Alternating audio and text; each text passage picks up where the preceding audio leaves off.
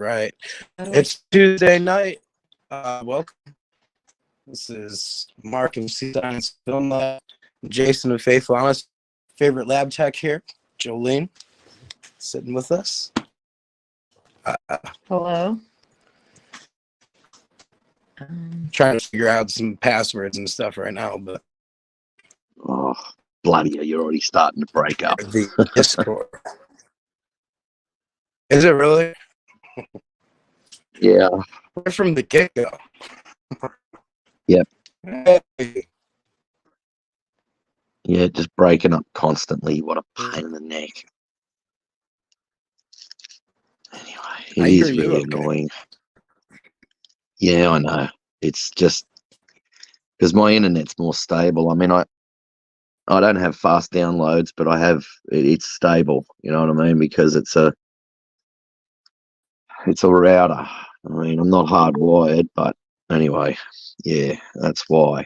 I mean, with mobile internet, with cell internet, cell phone internet, it's really unstable. And unless you're in an area where you're getting full bars, or at least, say if you got 4 bars, you need at least 3, or full bars to be able to be clear all the time. It's a real pain in the neck with mobile internet. I used to have those same problems all the time.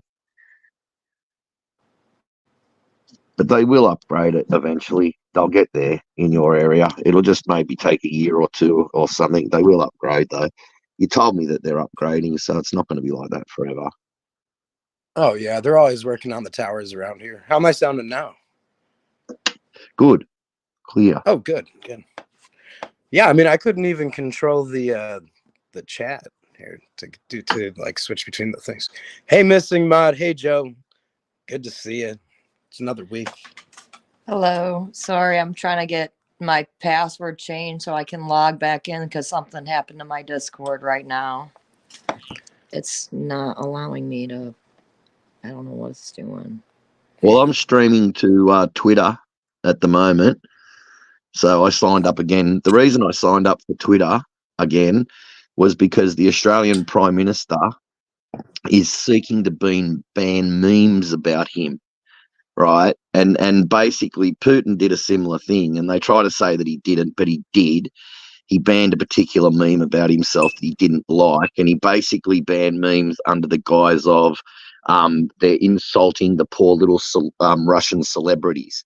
No, the reason he banned memes and memes about himself in particular is so he could cover up his incompetence and corruption, because the memes are a good way of getting it around. And our Prime Minister I think they've actually passed the law, or they're thinking of passing the law to ban memes about him. I mean, this is what the things that North Korea and China, like the CCP and Putin do. And our government is forcing tech companies to take down the bad memes. That's why I joined back to Twitter, to just let people know that he's just acting exactly like all the worst dictators in the world. He's starting to head that way.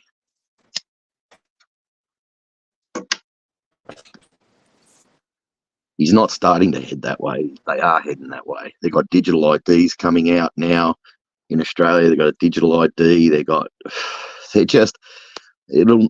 never ever stop. I just want to say this quickly. It'll never stop the cash economy. They think that a digital currency will stop the cash economy. Well, people will just start trading in gold and silver. I mean, they could make it the freaking death penalty for having gold and silver, and people just trade in gold and silver. There's other ways to get around their cash economy, their digital currency. I mean, okay, fair enough. They can track the digital currency to where you buy the gold, but they can't track the gold after that. You know what I mean? It's pretty hard to track it. And the simple fact is that's all people will do. It will not stop anything. All it will do is give the government power over the vast majority of people. And there'll be the few out there that'll just go stick their middle finger up at them and trade in gold and silver coins. It literally won't stop the thing. It's just going to give the government more power. That's why I joined Twitter again. So what's going on over there? Not much. Just reading the chat and wrestling with Discord here. basically. Yeah. What are you trying? Are you trying to I stream? don't know. What Are do you you think? trying to? Wait a second. Are you trying to stream to Discord as well? No. I'm just. We're just Oh, trying okay. to get the password. Oh, we Because it can got it. only Success. Success. we can only There it is. stream All to three right, different. now I just gotta get. We can only stream to 3 different destinations, and I'm streaming to your channel, my YouTube channel, and Twitter. Do you want to Yeah. stream to Discord as well? Do you? No, Well, that's all right. No. Well, No, we were just working on figuring out this password for this other phone, and okay. we got Well, it. what I can do is I can upgrade my plan so I can stream to more locations, I suppose. So Well, you know, it's weird. Anyway. It's like they take all these precautions and make all these changes to keep hackers out, and it's like, well, now I have to remember 400 different passwords to get into all my stuff. And it's like it's keeping me out. If anything, the hackers still get in, right? So yeah, when hackers hack into like corporations and things like that, they have to actually have infiltrators on the inside to give out passwords to the hackers or have access to the computers from inside the company. So, I mean, often when those things are happening, they're being infiltrated or they're having problems with their employees doing jonky stuff. Basically. So, what are we going to talk about today? There's nothing much we can't share out videos because I don't have a laptop. My car took priority over getting a laptop, so yeah, still in the process of trying to get one. you could look at, but I mean, you could just talk about say abiogenesis. Should show them what I got you for the science lab. Oh yeah, okay. Here, in fact, if you want, I can get a picture of it in a second. Maybe hopping on.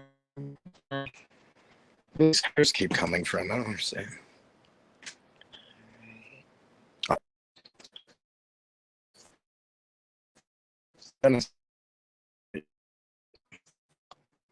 Sorry, have you? I don't know. Are you? Yeah, lagging. Badly. Oh. Yeah, as Well, what are usual. we gonna do with this? You know, maybe if I hold it up higher, I can hold it up higher in the air. There we go. Can you hear me now? What if I put Yeah. my internet on your phone? Oh no, this should work. Can you guys? You're good. We're good. Yeah. There's Yeah. moments of clarity. Yeah. Yeah. It's Why clear. don't? Oh, you dropped out. Oh, okay. Funny thing is, I can't see my voice avatar. Can't see my voice avatar glowing as I talk. Normally, it sort of lets me know. Anyway, I suppose it's really hard doing this on a phone. It's not easy. Let me have a look. Let me have a look through here. Try and find something. And just had my phone charging.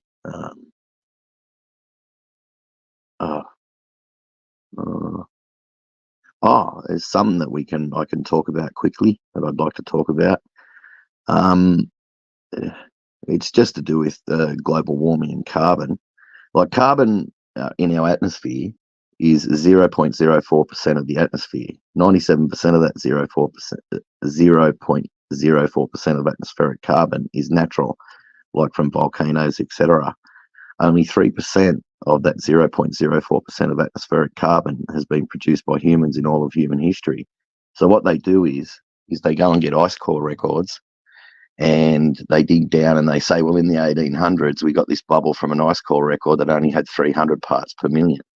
What they don't tell you is they check about 20 different bubbles, say, and they'll pick the 1 or 2 or 3 bubbles that have what they want in them and discard the rest. And what people don't realize is that carbon is actually, it's essential to life, but it's a pollutant. And if you've got pollutant in water, trapped in water and then frozen in water, the carbon is going to leach out into the surrounding ice, right? So when they do the test, it's going to be faulty. So it's always been around about 400 parts per million carbon. It's literally, the carbon is the greatest lie that they've ever perpetrated on anybody. I mean, I understand where they want electric cars in the cities, because the cities are just absolute smog-ridden nightmares. You're like smoking a packet and a half of cigarettes a day worth of damage to your lungs from the pollution. I can understand them making laws that within the city boundaries, that you have to, like, maybe you have to drive an EV or some sort of law like that. But people in surrounding areas, out in the country areas and that, it's not a problem. They're just trying to force everybody, which, I mean, if I had an EV, the battery, one EV ute, I saw the receipt for the replacement battery after 112,000 kilometers. It needed a new battery, and that was $29,000 American, the battery.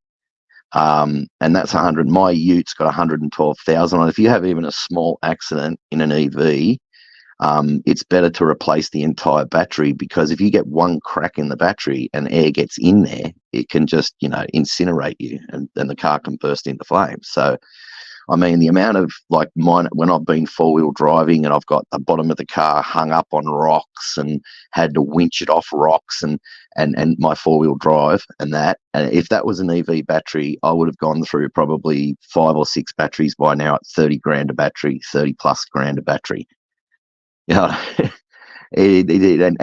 not to mention 112,000 Ks before the battery's screwed.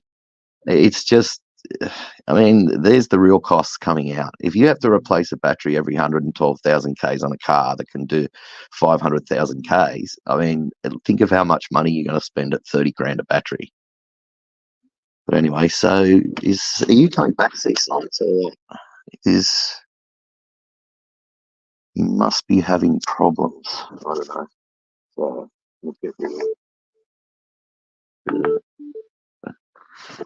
that one. Oops.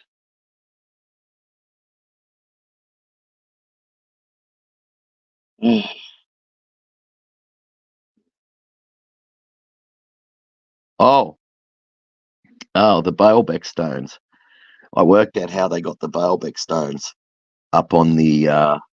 They always say, how did they get the Baalbek stones? These great big. They could move 900-ton stones, but they couldn't move the 1,000-ton stones. So they said, because the 1,000-ton stones were there and the 900-ton stones were lifted into place. They say, well, they weren't lifted into place. I worked out how they did it. It's quite simple. All they did was if you build a ramp up to something, say an earthen ramp with smooth stones on top of the earthen ramp, and say you got the smooth stones on top of an earthen ramp, and you build the ramp, say 10 meters away, then that's going to be a very steep incline. But if you build the ramp a mile away and build it up, it'll be a very slight incline, right? So you drag the boulders up along the incline, put them in place, and then build the earthen ramp up higher, and then you build it out, say another couple of 100 yards to keep it at a slight incline, and then you just drag the next stone up and put it into place. That's how they did it at Baalbek, man. There's just no other way they could have done it. And everyone's trying to work out how they lifted them into place, how they did this, scratching their heads. They're all a bunch of idiots. It's so obvious. And I mean, if you have enough people, if you say have thousands of people are dragging these stones, man, I mean, it can be done anyway. But the fact that they got them into place, and the fact that they cut them with such precision and stuff like that, that's actually amazing. They can drill holes into them. They can, this ultra precision.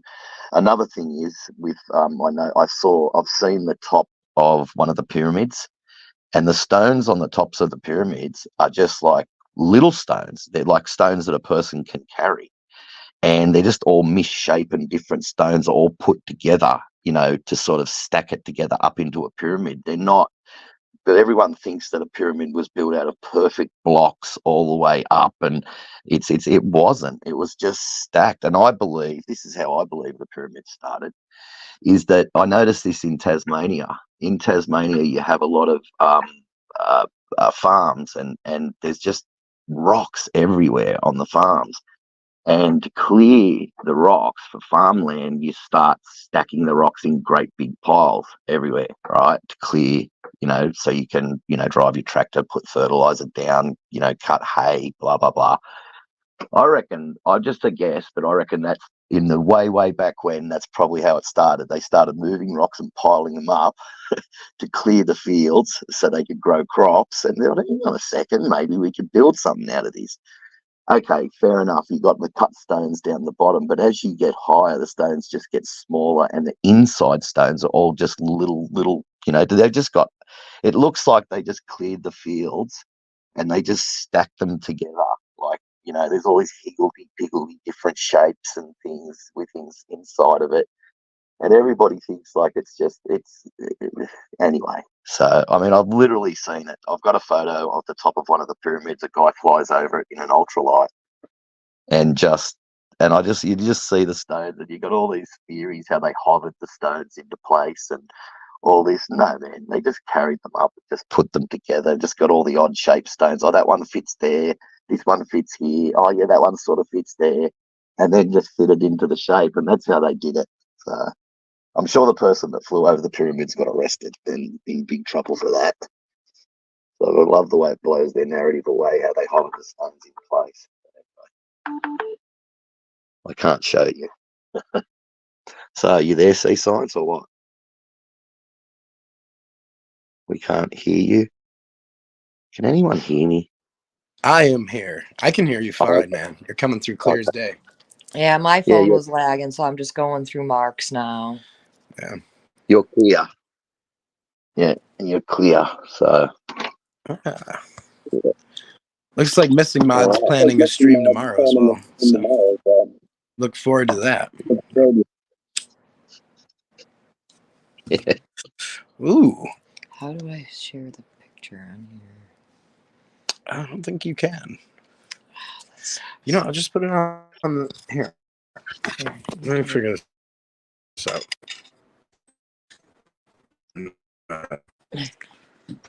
Flip it around.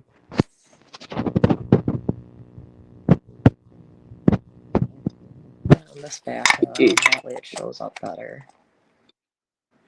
Get your little Sea Science star that we got you for your lab. Aim this thing. If you have 1,000 people and like 10,000 people dragging the 1,000-ton stone, they're only dragging 100 kilos each, or 10 or 50 or 20 or 100 kilos each. It's not that much. It's not that hard. You can drag 100 kilos. It's easy. I can drag my body weight easy. That's how they did it, man. That's how the Baalbek stuff took place. Yeah, it's only like 200 pounds or something, right? Oh, yeah. Yeah. This is our starfish. Yeah, I picked up a little 3D printed starfish from local girl at my computer store where I live. She does 3D printed little things. She had a bunch of little starfish. Well, since Mark always has his sunglasses on, I got the one with sunglasses for a Sea Science lab. Oh, thanks. We're going to be getting a couple sea turtles, and I got a shark, skeleton shark, and a few other things to add to the Sea Science lab here pretty soon. Oh, we're breaking up again. Oh. No, you're not. Yeah, we keep lagging. I know my phone was about at least a good 2-3 minutes behind. Oh. You're not breaking up. Oh, good. We're good. All right. Okay. Yeah. Well, Mr. Mod says we're breaking up. Oh. Oh. No, we're good. We're together. Oh, now you are. Gangster ghosts.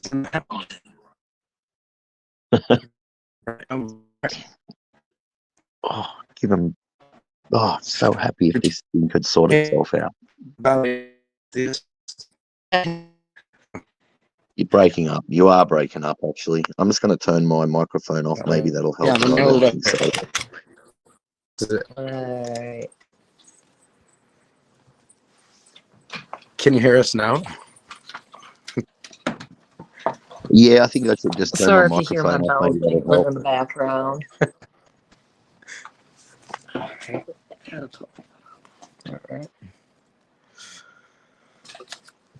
All right, here we go.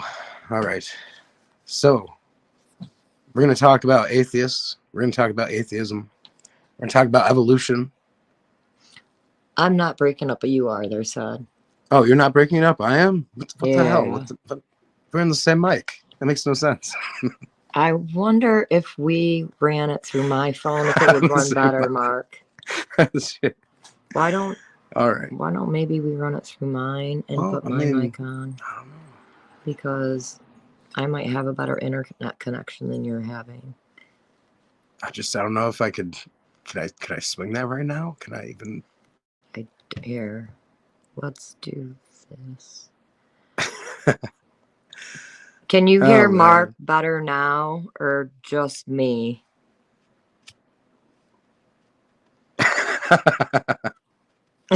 Just write everything down and let me read it, Mark. I think we're going to have to get my, All right. next time we're going to have to get my mic set up and do Yeah. it through my phone. Yeah, we could do that. Or try and get my internet to work on your phone. How many bars do you have? There's not even bars on your phone. Basically, like a that's thing. my bars right there. I'm basically off full bars except for one. Well, then it's my phone. It's your phone right now. That's not right. That's not good. Why can't my internet be streamed to your phone though? That's what I don't get. That's a good question because I don't. Because it's not letting me link. We'll have to Yeah, ask Nick about that. Hey, Nick, there's the something expert. else now I I'm want breaking up to say. too. Are you breaking If up? you get, yeah, no, you're not breaking up anyway. But if you get a pig, right? You know those a pink farm pig. You know, just the pink, no hair on them, and they got small tusks, and they're a farm pig. If you release that pig into the wild, within 3 days to a week, its skin turns black, it grows hair, and its tusks grow. So if you have, that's how quick they change. This is scientific fact, by the way. This is not conjecture. Now, if you go and get yourself a pink pig, a farm one, just a little roly-poly pink pig, let him go in the wild. 1 week later, his skin will have turned black. He'll have grown hair, started to grow hair all over his body, and his tusks will have started to grow. His head shape will change, his body shape will change, and he will not look anything like the pig that you saw a week, even like only a few days it starts to happen. By 2 weeks, you won't even recognize the pig. Very true, Jason. I actually used to work on farms with different animals, and we had one of our baby pigs get loose. And by the time we caught it, I didn't even recognize the pig. I mean, it was basically a huge MFer that was black with tusk. And let me tell you, that pig was pretty nasty. Did not want to get caught by those tusks, man. Those pigs, with them tusks, you get caught by one of those and it will rip you right apart. Oh, I know. We've got them in Australia. We've got wild boar, the most dangerous. We got a subspecies in Australia, and they are freaking big, and they are dangerous and powerful. My cousin shot a wild boar in the head with a 303 rifle, and it dropped to the ground, right? But what actually happened is the 303 rifle just skipped off the top of its skull and knocked it out, and he knows better than to walk up to them. So he drove up to it, and it got up and started to charge him and charge the car. It just knocked him out. Just took a bit of chip of bone off the top of the head and knocked it out. So I mean, that's how tough they are.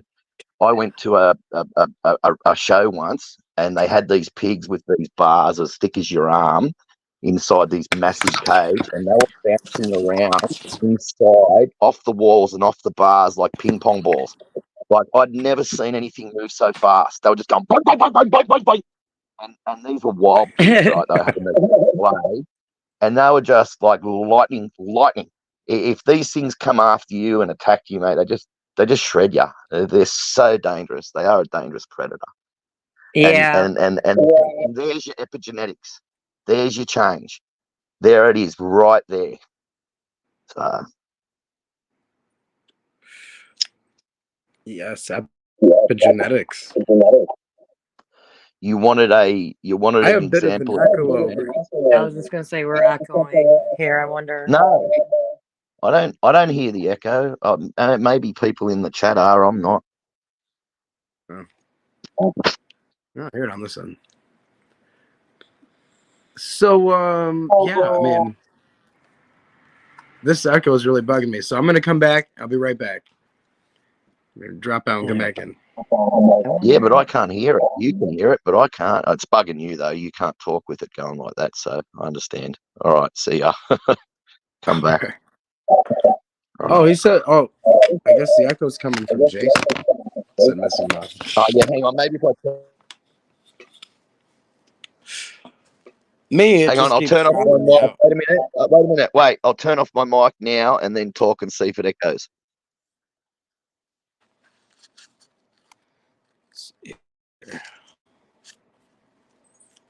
Well, talk. I'll turn my mic off. Talk. Oh. Here, say something. Hello, can you hear me now? Am I echoing at all? I don't hear an echo on my end at the moment. No, it sounds good now. Yeah. So. Yeah, I have to turn my mic All off. right. That's what I have to do.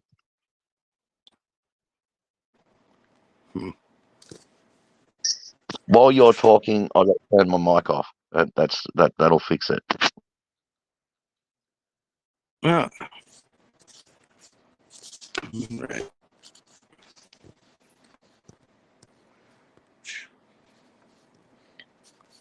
Yeah, I'm gonna share. So figured out. I'm gonna share us to my Facebook tonight. Oh, there you go. All right, let's see here. Share. Yeah, we don't really have a topic yet. I mean, I guess we could talk about abiogenesis and their beliefs that, life can arise from inorganic materials. Creation versus Evolution podcast with my buddy Mark and me and our friend Jason.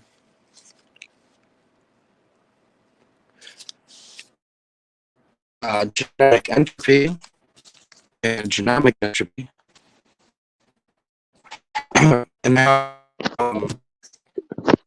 You just how quickly. genetic data. Yeah. I just want to say quickly about the KT boundary. They go on about the KT boundary, right? Well, they discovered what is it that's in the KT boundary? What's that chemical? I can't even remember the name of it. Anyway, the chemical that's in the KT boundary, what they discovered was during eruptions, volcanic eruptions, is they found a lot of this chemical in the eruptions. So if you had a worldwide flood and you had lots of volcanic eruptions, well, that's where the KT boundary comes from. Basically, I can't remember what is it that's in the KT boundary. I can't remember.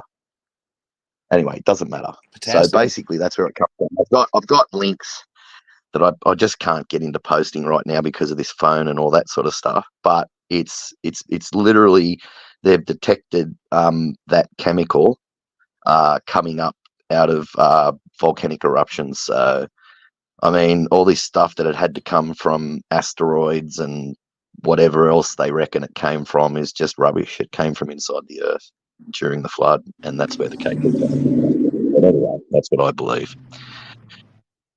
And the Chicxulub crater was not an impact site. It's I've got pictures here, thermal images and satellite images of it. And it is, you can see 100% the Chicxulub crater was a volcano. It was not an impact site. Wow. Yeah, man, you can see it's a volcano. It's just a massive volcano. That's a big volcano. Yeah, it is. I mean, you should see that. I wish I had a laptop so I could share out these photos, these satellite images, and these different colors that they use in satellite images and that. It's just it's got everything. It's got the makeup of a volcanic, the cone at the top. It's basically just got everything like a volcano, and they say that it was an asteroid that punched into the Earth. Well, no, it wasn't. But anyway. And that's the one that wiped out. That's one of the theories that wiped out. Question here from the chat, though. Big Bad Mama's in the Okay. chat tonight. They go, baby. They go, baby. Uh-huh. I got to think where. There's a question. Come on, StreamYard. That's probably going to go in like Deacon Volcano. Is it in the show? Oh, there we go. How's The that? KT How would you extinctions were not have- due to the Chicxulub. The KT extinction was not due to the Chicxulub asteroid, more likely due to a Deacon volcanism at et al. Pennon and Plenkitic, I can't pronounce his name. Record shows no massive extinction or any other significant effects as a result of this impact, right? So this is basically coming from the evolutionists. So they say that there's no real evidence for that. But anyway, I can't get into it. I suppose I could put it into the reader and just let it read out if you want. Or I could just go to whatever you're into. I could find the abiogenesis thing. I definitely read have that like out. a 5-second lag right now, so you're gonna have to bear with me, brother. What about this question? How would you have ash from volcanoes that were underwater in the flood? Okay, so when the explosion goes off, it throws the ash and rock into the water, and the molten lava will go under the water. And also sometimes you actually get what's called like an underwater volcano. And hold on, I'm looking up something right now. So underwater lava cools rapidly into pillow lava. Found where the inner rock remains hot inside. A crust erupting into chains connected pillows. These and other volcanic rock types are called igneous rocks. They just have the water volcanoes that were going off. You all had these underwater volcanoes that were going off. So it was a little due to pain meds to You're breaking up brought us again. another I'm seizure sorry. patient in the hospital and blew out my knee ankle, so I'm a lot of pain. Words, but I think we're breaking up. Are we breaking up again? You're breaking up. There, Yeah, real bad. hold on I've one got second. I've got something here from James Stewart that I've written out on abiogenesis. If you want me to play it, because you are breaking up pretty badly at the moment. Do you want me just to play this thing from abiogenesis on the reader? Just quickly, because it's breaking up. And what do you want to do? Oh, now I can't hear you at all. Did you drop out? I can't see. Yep, you're back. Yep. Okay. Yep. Do you want me to just read this thing out from this abiogenesis thing to start off? I can't hear you. Yep. Testing. Are you able to There you hear are. us again? Yep. Okay, so Yeah. what I was looking for is it's called a submarine volcanic eruption. They're characteristic of rift zones where crustal plates are being formed. These rift zones, which are found over all the Earth's major ocean basins, are known as seafloor spreading centers because they are places where the tectonic plates are moving away from each other. So basically, when they go off, the ash is basically blown up through these and then settles back down in the water. Yeah, that's actually the first right into the water itself, which could Yeah, explain the layers that's of what they volcanic say. ash and the flood layers.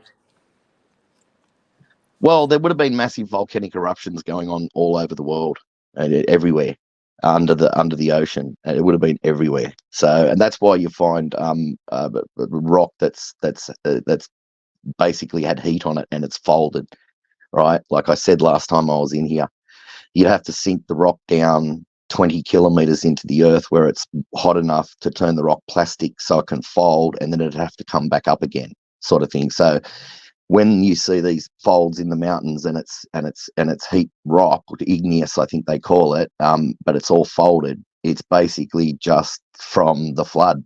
There would have been volcanic, going mad under the ocean. But I do have something here on abiogenesis that it's on my reader. It's basically James Tour responding to Dave, Professor Dave. Do you want to listen to that, or do you want to keep going on with the Chicxulub crater? Because basically that's definitely a volcano. Without being able to show the pictures, and that people won't be able to see and understand properly. So do you want to go back to the abiogenesis? Yeah, definitely into listening to that. Okay, all right, we'll do that, and that'll. But to add also to the volcano question. Oops. All right. Yep. There's an explosion that throws the ash and rock into the water, and molten lava glows below. This volcano is in the Pacific Ocean near Fiji. Its top is nearly a mile below the ocean surface, 1,605 meters to 3,882 feet, and it descends to nearly 2 miles, 3,000 meters, 984 feet deep. Wow, that's deep. Wow. Yeah, if you explode, okay, that's not very deep, right? But if you go down, if you took the Tsar Bomba, which was the most 50 megaton bomb, it was the biggest nuclear bomb ever exploded. If you took that bomb down to the bottom of the Marianas Trench and exploded it, it wouldn't even register on the surface. You might get a couple of little bubbles come up, that's about it. You wouldn't even notice it. That's how deep it is and how much pressure. So, but I mean, that's not only 1,000 a kilometer deep, or 1.5 kilometers deep. That's not gonna stop that volcano. But yeah, that was a volcano for sure. There's no two ways about it. Back on March 8th, there was actually an underwater volcano that started to stir, and satellites continued to capture the image of discolored plumes from the water. I'm trying to get the image pulled up now, but it was by Operational Land Imager on Landsat 8. It shows a plume of discolored water near the undersea volcano. The plume drifted north to northeast towards, I'm not going to be able to pronounce that, Ngote Island. Ngoteki? Yeah, I don't know. Ngoteki Island? I've seen I've been trying to get this plume pulled up all night long to show it on the Discord app for Mark to show, because it's very interesting the way that it shows this. Are you able to... Here, let's see if I can get the right one pulled up. Are you able to take a picture of that with your... Let me see. Going to here.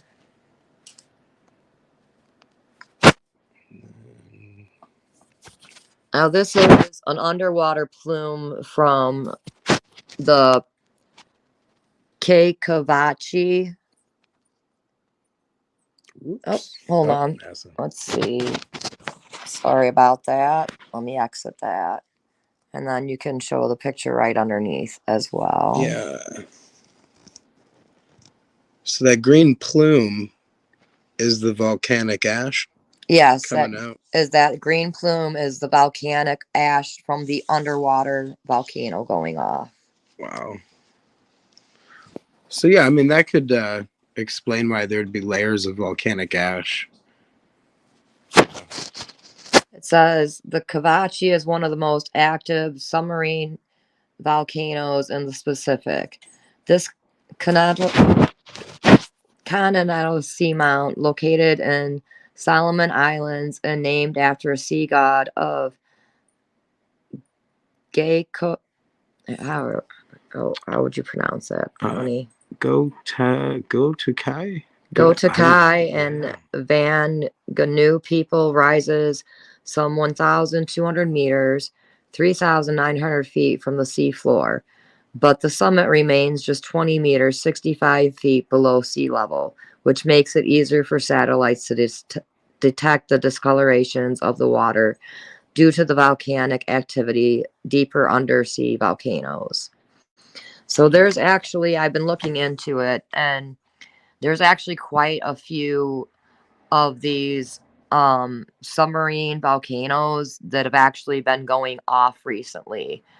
And I had a talk with my father recently, who does a lot into creation versus evolution and other Christian, especially end time things. And he believes that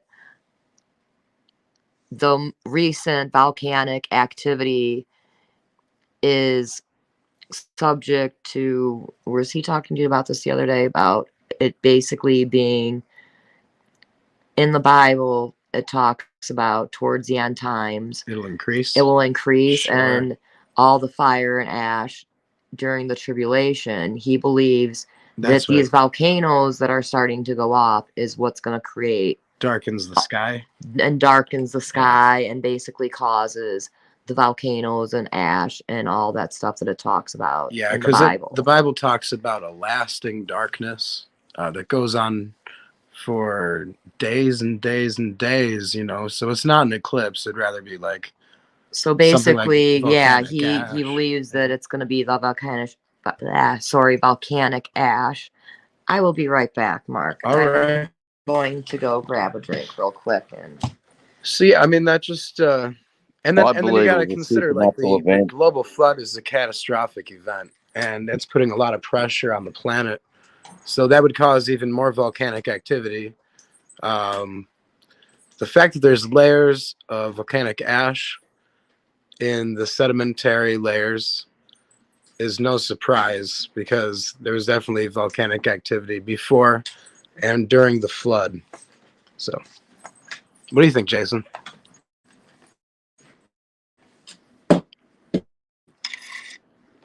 Yeah, of course. You still with us? Yeah, did for we lose sure. Mason? Oh, No, no, I'm trying Were we to. breaking up through that whole thing, or No, no, okay? I'm just trying to. Oh, it's not working. Okay, all right, I know what to do. Hang on a second. This is the way I'll do it. KT boundary. How do you spell Chicxulub? Have you got that there on you? CHIX Chicks. Lub. I don't know. I'll just spell it the way I Chicxulub. That'll do it. Doesn't have to be perfect. All right. So here we go. Okay. There we go. All right. Now, my one. And hang on a second. I just want to post it for everyone to have a look at. Then they can have a look at the pictures. There. Now they can have a look at the pictures. So there you go. Now you can have a look at the pictures as well. and it'll be easier for you to show people. If you scroll down when you open that doc, when the pictures eventually load, because it takes a while for the pictures to load, if you scroll down, you'll see the satellite images of the Chicxulub crater, and it's a volcanic cone, mate. You can it's as clear as crystal. You just have to be in complete denial to say that that's an asteroid strike.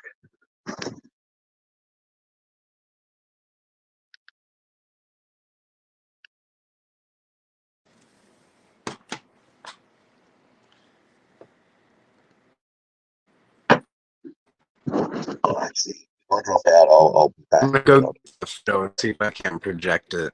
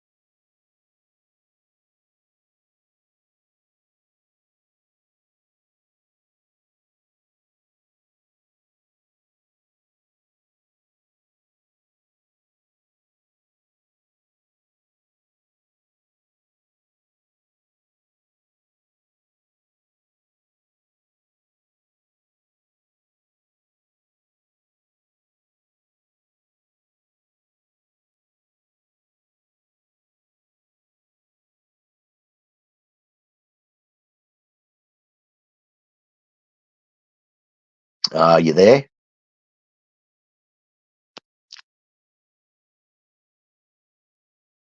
Hello? Oh, I must have dropped out. I'll just come back again, I suppose. No one can hear me. Can anyone hear me? No.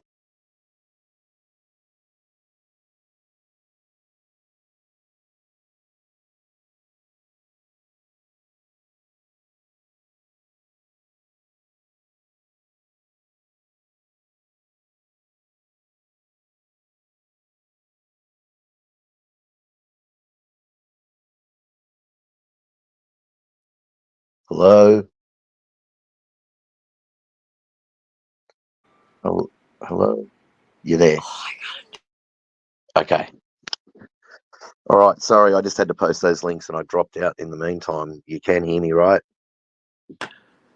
I can hear you okay. Yeah. If I can hear you too on my end. Okay. All right. So there you go. There's the dock on the KT boundary in the Chicxulub crater. That will help people visualize what we're talking about.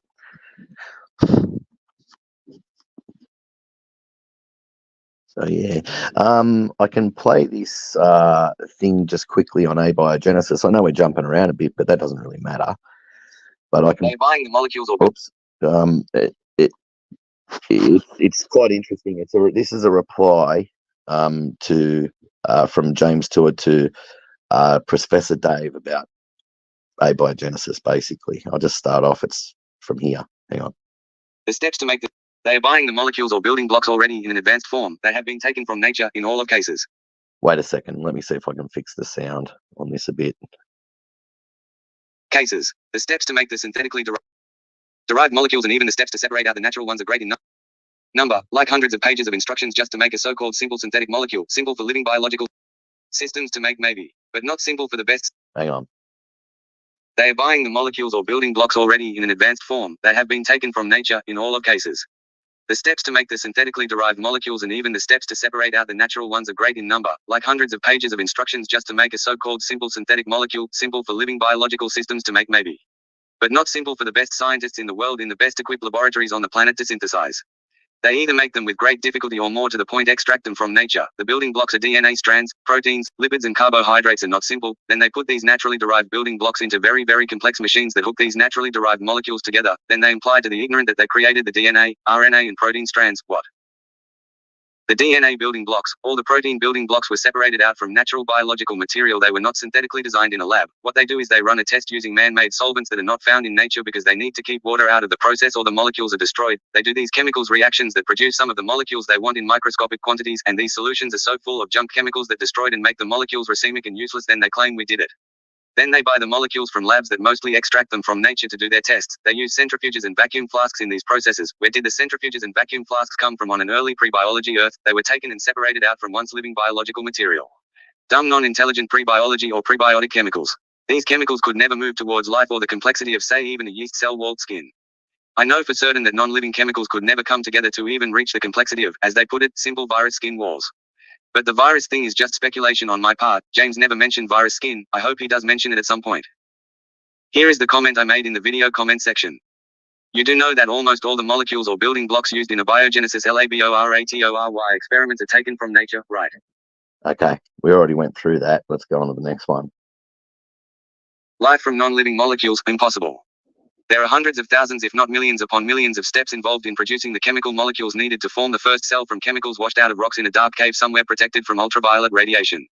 You would need hundreds, actually more like thousands of different separate puddles with individually different correct temperatures in each pool of water. In this dark cave there couldn't be any oxygen because oxygen is oxidative and very destructive, toxic and poisonous to unprotected molecules. It would need exactly the right chemical molecules in each pool with the right chemical catalysts being added at exactly the right times, and it needs exactly the right temperatures at exactly the right times, basically heating and cooling at the right moments. It needs the catalysts at the right times to start the reactions, and they need to stop the reactions in these puddles at exactly the right moments to produce the exact molecules required. It's very important that the reactions are stopped at exactly the right times, or the reactions keeps going and destroys itself, which would put you back to square one. In a case like this, a synthetic chemist in a lab would reference his notes to get back to that step so he doesn't have to start the whole discovery process from scratch again. Where would the notes have been kept on an early Earth? If by some incredible miracle you can get it all to work, and every pool has all the exact chemical molecules or building blocks formed in them, then you need the pools to mix with each other in exactly the right quantities at exactly the right moments and once again at exactly the right temperatures. Then if it can do all this via pure dumb luck with zero help from any intelligence at all. Via purely naturalistic means, via complete random chance, bringing all those extremely complex chemicals together to form something, say, as simple as a virus. YouTube atheists often claim that an RNA virus or some sort of virus came first. How a virus is going to survive without a host, I have no idea. A virus only carries as little as possible with it. A virus gets all it needs from the host, so either these pools would need all the food required to keep this virus alive, which are very complex themselves. These energy molecules need to be made by extremely complex cellular machines. Really, the host would need to evolve first bacteria, but that is even more impossible, because in just the skin wall of a single cell organism there has been more than 40,000 different lipids identified, and that's only the ones that they have identified so far. Then you have 3 layers to a cell wall that has a carbohydrate layer in the middle of the 2 lipid layers. This carbohydrate layer has many different carbohydrates in it, in perfect sequences. The carbohydrates alone are more complicated than even DNA, and this is how complex DNA is. DNA is an incredibly complex computer program that operates in at least 4 dimensions. This includes the 1D linear string of DNA, the 2D interactions between different parts of the 1D string, the 3D conformation of the DNA in the nucleus, and the changes to the first, second and third dimensions over time, making the genome 4D. So carbohydrates are more complex than even DNA. Then you have the problem of the protein molecules that run through all 3 layers of the skin wall, the 2 lipid layers with the carbohydrate layer in the center. These protein molecules allow chemical molecules in and out of the cell, so the cell can gain chemical molecules that are converted into energy. They are also converted into other types of molecules that do other jobs. The complexity goes on and on and on. The proteins that run through the cell wall also release waste to survive. Without these proteins that run through the skin, if these entry and exit points didn't exist in the skin layer, the cell would die. Also, you have organelles that produce energy and fold proteins for the most important energy source, ATP synthase. Machines that transport proteins to and from organelles and other parts of the cell. They take them to the right place in the cell so the cell can make use of them, so they can function as designed. These transportation machines build microtubule highways as needed on demand to get the molecules where and when they are needed. Then these machines have to deconstruct the microtubule highways, then construct them again, then destruct, then construct again and deconstruct again. They cannot leave these microtubule highways everywhere or the cell would become too brittle and break. This is a layman's description because I am a layperson. The full reality is far more amazing. All those problems with building a so-called simple cell, these explanations are just a microscopic fraction of the whole galaxy mass of extreme complexities required to form and maintain a so-called simple cell, from chemicals washed out of rocks via naturalistic means through purely random chance with absolutely no help from any intelligence. The chances of that happening is about 1 chance in 10 with 40,000 zeros after it. 10 to the 90th. 10 with 90 zeros after it is how many atoms there is in the known universe. Just to show you how big that 40,000 zero number is, read on 6 times 10 to the 23rd sheets of A4 paper stacked end to end, it would reach to the sun and back 400 million times. Or there is 6. Let's get out of that. That's just interactomes. This is interesting. I've played this before, but this is really interesting. Actually, I'll slow it down just a tad because it's there. Here we go. Complexity of a single yeast cell. Interactomes. This is the non-covalent interactions that function within a cell. Nobody knows how a cell emerges from a massive combinatorial complexity of its molecular components, and of course nobody has ever synthetically mimicked it. An interactome is a whole set of molecular interactions within a particular cell. If one merely considers the protein-to-protein interactions within just one yeast cell, it is estimated to be 10 to the 79 billionth interactions within a yeast cell. To give you an even better idea of the complexity of the interactomes, in that single yeast cell, there are 10 to the 79 billionth ways they can have covalent interactions between them, but only a small number of ways that will actually work. That's how information is transferred through non-covalent interactions through electrostatic potentials. It's so utterly complex, nobody knows how any of that is done, let alone how to put it together in a laboratory. Can you imagine this forming via prebiotic conditions under a rock somewhere on the pre-biology Earth via pure chemistry? They can't do this in a laboratory with the world's best minds, with tens of thousands of pages of notes to refer back to, when something goes wrong. So how does a mindless process like nature, prebiotic Earth with zero intelligence with no notes to refer to, do this under a rock somewhere? Using only simple organic and inorganic compounds such as NH3, ammonia, CH4, methane, O2, molecular oxygen, CO2, carbon dioxide, H2S, hydrogen sulfide, sulfate, water, formaldehyde, carbonate, formate, cyanide and possibly hydroxide, etc. Then, form these chemicals outside in nature into a cell. In pools that often but not always need to be protected from ultraviolet radiation, so under a rock in a muddy puddle. Oh, and don't forget to go down to the deep ocean hydrothermal vents, get some of the other molecules you will need. Also remembering lots of biological molecules, if they could form under those conditions, only last a short time before they fall apart, decay or dissolve, as water is the universal solvent. Nature needs to get these complex chemicals and form the molecules into a cell that way, by itself, with absolutely zero intelligent input. To give you an idea how big a number like 10 with 79 billion zeros. Anyway, so there you go. I mean, 10 to the 7. Hang on. Just let me go through this to give you an idea. Zeros after it is. There is. To give you an idea how big a number like 10 with 79 billion zeros after it is. There is now estimated to be 10 to the 90th particles, atoms and subatomic particles in the known universe, and those cell interactions are 1 with 79 billion zeros after it. 10 to the 79 billionth, that's a big number. People do not understand numbers. Let me put it in a way people can understand. A million seconds is 11 days, a billion seconds is 32 years, a trillion seconds is 32,000 years. See the difference when you go up just 3 orders of magnitude? You go to 10 to the 6th to 10 to the 9th to 10 to the 12th. Also, there has been only 10 to the power of 6 seconds in 13.7 billion years. There has only been 10 cubed to the power of 9 total number of events in 13.7 billion years. Total number of events means every word spoken, every second ticked, every step taken, every molecule that joined and then unjoined, every thought ever thought. Every cell that formed then split and cloned itself and formed again, every beat of every insect wing, every beat of every heart, every muscle contraction, etc., etc., etc. Oh, and just for fun. 6 times 10 to the 23rd sheets of A4 paper stacked end to end, it would reach to the sun and back 400 million times. Or there. So 10 to the 10 to the 26 times, right? Can reach to the A4 paper stacked end to end can reach to the sun and back 400 million times. And yet in one so-called simple yeast cell, the interactions, right, the electrostatic potentials, the electric impulses that send information through the cell, that's 10 to the 79 billionth. There's 10 to the 79 billionth interactions, but only a small number of ways that those 79 billion interactions can work properly. So, yeah, good luck putting a cell together. You might be able to get all the molecules. You might be able to get everything. You put it all together. How are you going to get all that functioning? Impossible. Oh yeah, I mean he was saying as for- 10 to the 90th.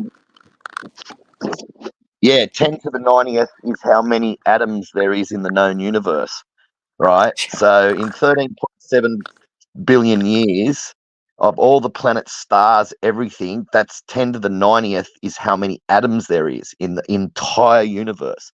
So 10 to the 79 billionth, that's only 10 with 90 zeros after it, okay?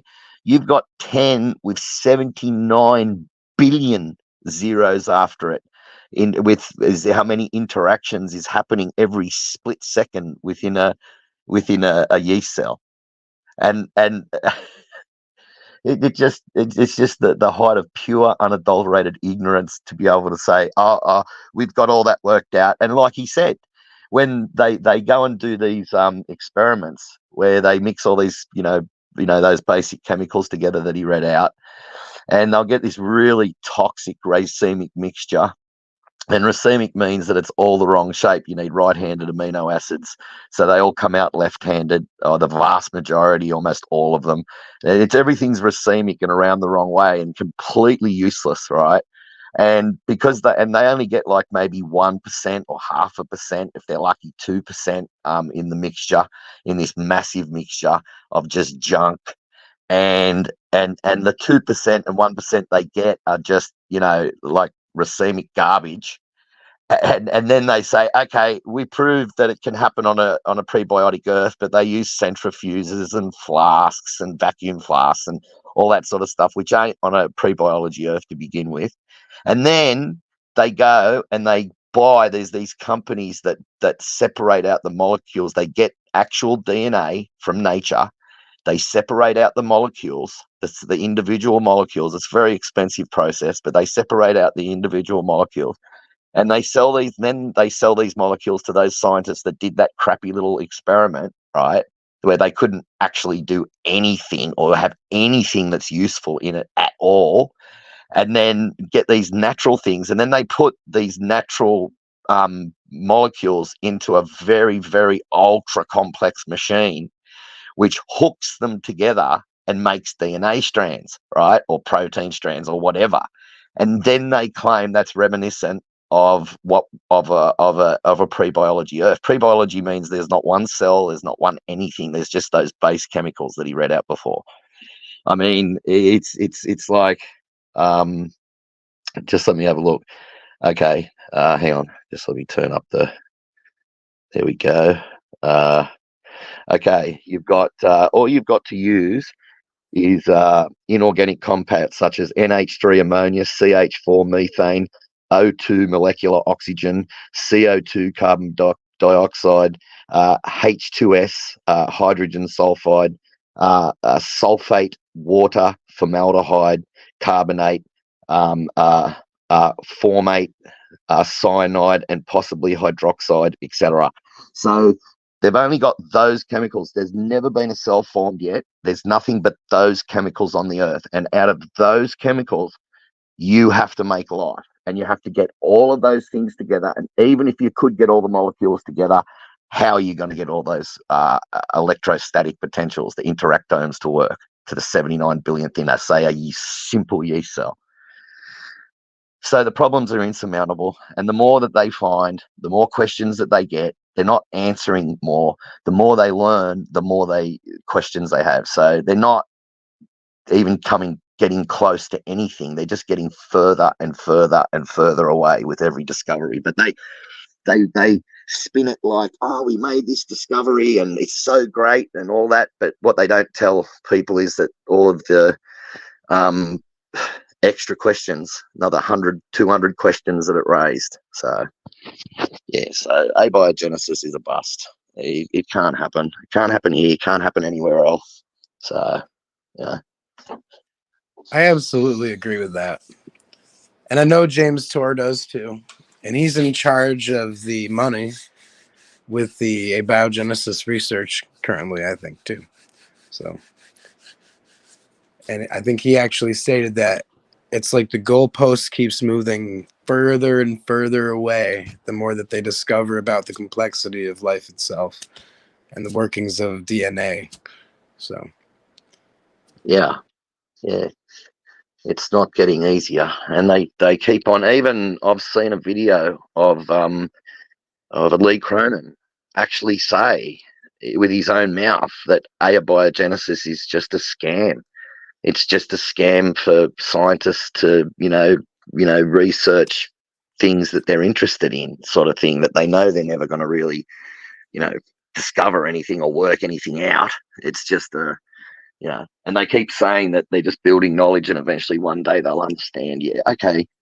I'd like to know how they're going to, work out 10 to the 79 billionth interactions within one cell and get all that sort of flowing and working properly. And then, within a cell, you got machines that transport the proteins after they've been made from the RNA. And then the protein's been made molecule, and then it transports it from one side of the cell to the other side of the cell, say where it needs to be used, and it builds this little glass microtubule highway to get there. And it has to build it and deconstruct it at the same time, right? So it's basically builds this highway, deconstructs it at the same time, because if every time it moves something around inside of a cell, there would be, anyway, there would be so many of these tubule highways that the cell would become brittle and break. So.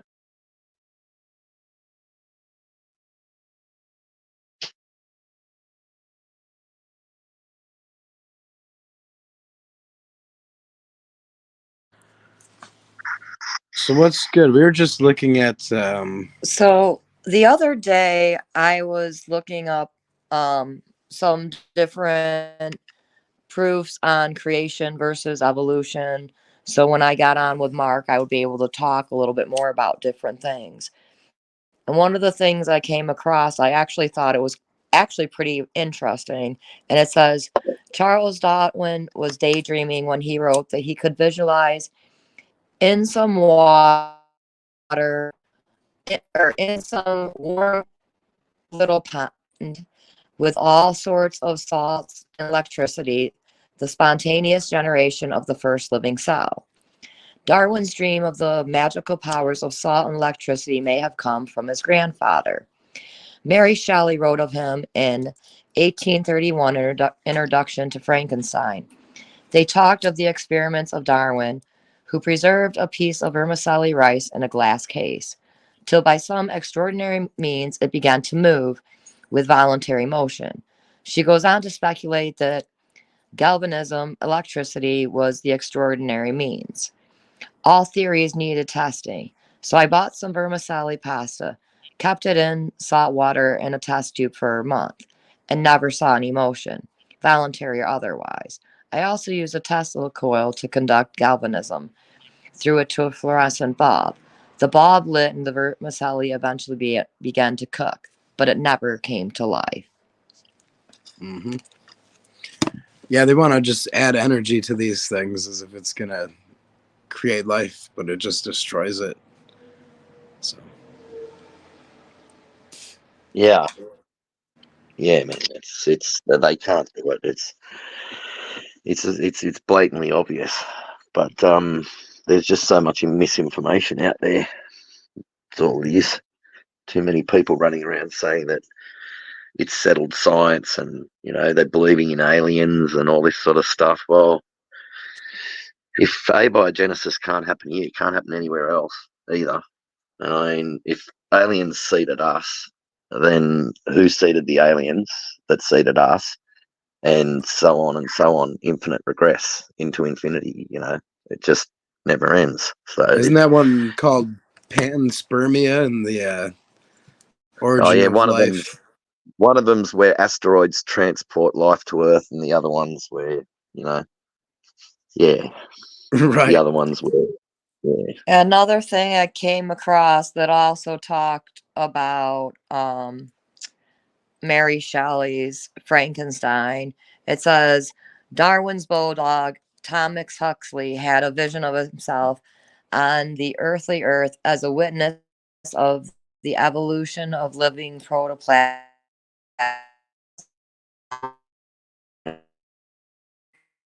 Oh no, breaking up again.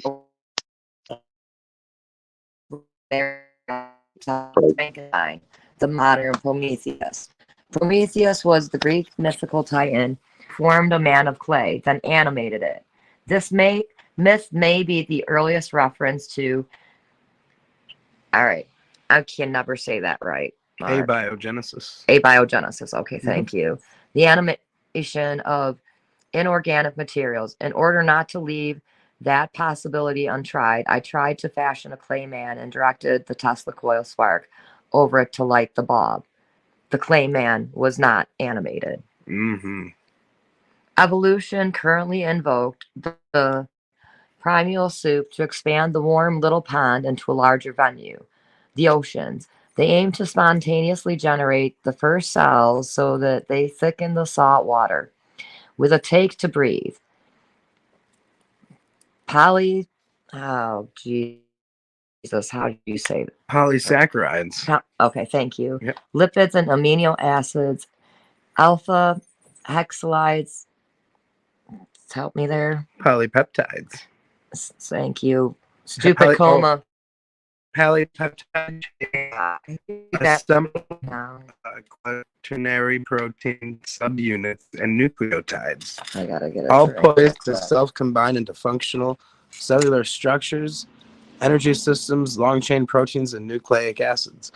Then, during an electrical storm, just the right mix of DNA and mRNA ribosomes, cell membranes, and enzymes are envisioned in the right place at the right time. The first cell is thunderbolted together and the springs to life. That marvelous first cell, the story goes, filled the oceans with progeny, competing in incredible polysaccharides, lipid. X.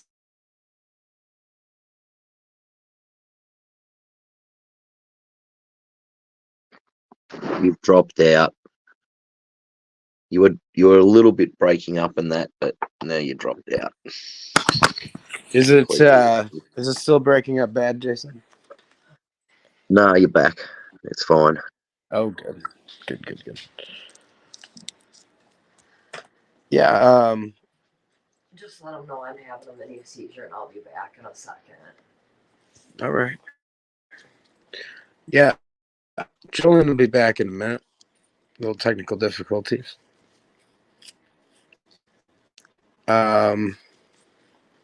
So yeah, basically this just shows that every experiment trying to bring inorganic materials to life has failed miserably. Even when they perform these experiments in a lab setting where they can pick and choose different variables for whatever experiment they want, they still cannot create life. So prebiotic conditions is one thing, but they've had the opportunity to create in any environment, any possibly like synthesizable environment, and they still cannot create life. So here we It's are. basically like this. If you got all the best equipment that money could buy and made a mega lab and got all of the world's top scientists, top 1,000 scientists, and you put them in a lab and you just extracted all of the natural molecules. They don't have to make them from those inorganic compounds, that you extract all of the molecules out of nature that they need, but separate them out separately and give them all of the natural living molecules Right, from nature as they need, and you give it to them in a laboratory, and even with all of those minds in that massive laboratory, and you gave them 1,000 years, they could still never put it together. So that'll basically give you an idea. They can't even do it when they get just the individual natural components. They can take, what they do is they'll take a cell and they'll cut part of the DNA out of it, or part of some parts of some cells out, and then they'll add, or a virus, and they'll add another virus in, part of another virus into that virus, or something like that. And then they'll say, well, that's like a new virus, or that's them creating a virus. Well, they're not creating a virus. They've just taken living. They didn't go to a laboratory and get formaldehyde and all of those chemicals, all of those base chemicals, and then make the molecule. You know what I mean? And then make the DNA part, then actually make an entire virus themselves out of base molecules. They just got natural biological material and transferred it from one spot to another, and then say they created something. They didn't create anything, and that has nothing to do with abiogenesis, but you get a lot of internet atheists pushing that. Yeah, I see that. And beyond that, I also see that even if they don't even consider abiogenesis, then what do they have? Like the first cell, and then they imagine from there all other animals came from a single cell. Like that's another huge leap, because speciation, we don't even see it happening now. Not true speciation. So it makes no sense. The whole concept of evolution, from particles to cells. Well, there is no true speciation. It's like they say, well, you define a kind. Okay, well, you can say back to them, well, you've got 26 different classifications of speciation. You can't make up your mind. You're so confused that you got all these 26 different classifications that you're arguing over, right? And you're telling us to make up a kind. God never wanted us to know exactly what he meant by, he knew what he meant by his kinds. We didn't need to know. Noah didn't have to go to university for years to work out the kinds so he could travel around the world and collect up all the animals and bring them back to the ark. No, God knew what these kinds were. He understood it. That's all we needed to know. We didn't need to know that. The Bible's about learning to have a relationship with God, it's not a scientific document. It's already 1,200 pages long. If you made it into a full scientific document explaining everything in great detail like the evolutionists want, it would be 1 billion pages long, and no one could ever read it in their lifetime ever. So that's why it hasn't got, it's just got the basics, and it's actually pretty scientifically accurate. Like it says, God stretches out the universe 17 times in the Bible, and what did they discover? The universe is stretching out. Sure. Things like that. Oh, another thing, washing your hands. There was almost, I think there was like a 95% 5 or 7% death rate at one stage with women giving birth. And because doctors were going from one woman to the next woman to the next woman without washing their hands. And so women were getting infected and dying. I think it was 90% or 80 or 90 something percent. It was massive death rate. And then they worked out that they needed to wash their hands. So they started washing their hands in bowls of still water. And then the death rate went down to like 60 or 70%. And then eventually they started washing their hands under running water, and the death rate went down to almost zero immediately, and like to almost nothing. So, and my point being, in the Bible, what does it tell you to do? It tells you in the Old Testament to wash your hands under running water, because running water carries away germs. And and if they had just listened to the Bible, they could have avoided all those probably hundreds of And thousands, millions. speaking on the running water aspect, so when COVID and the RSV hit real hard where I live, hand sanitizer became a huge thing. Even in the hospitals, everywhere you'd go, hand sanitizer, hand sanitizer, hand sanitizer is good and all that in a pinch. But in reality, hand sanitizer doesn't do diddly squat to really kill the germs. You have to have that running water and the soap to really cleanse and wash away. That's why it talks about the running water in the Bible. You can't just use simple hand sanitizer to wash it away. You have to have the running water. Yeah, but alcohol will kill the germs. It's just that it doesn't. So I was talking to, when I was in the hospital, I was actually talking to one of the nurses about it. Yeah. And most hand sanitizers that they sell, the alcohol really actually isn't that strong. And basically she was saying that it only kills like surface germs. You're really not killing like all the germs with it. She said you really actually have to wash your hands first and then use the hand sanitizer after, not just use hand sanitizer. Or use the hand sanitizer in a pinch, and then as soon as you can, you want to wash your hands. But there's another because it takes that running water and soap to literally wash away all the germs. Yeah.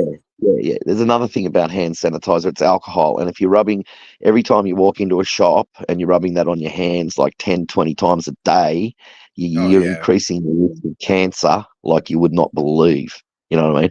Like they even say that mouthwash with ethanol in it, constantly washing your mouth out with that, can lead to higher risk of lip and gum cancer and stuff like that. So so you're better off washing your hands with soap and water. Yeah, plus that alcohol will dry the crap out of your hands. Oh, I was just gonna say that the alcohol is really horrible on drying out your hands. Pull the oils right out of your skin. Yeah, I don't really care about that.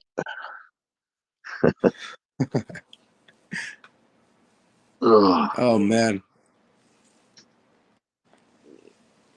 looking nice.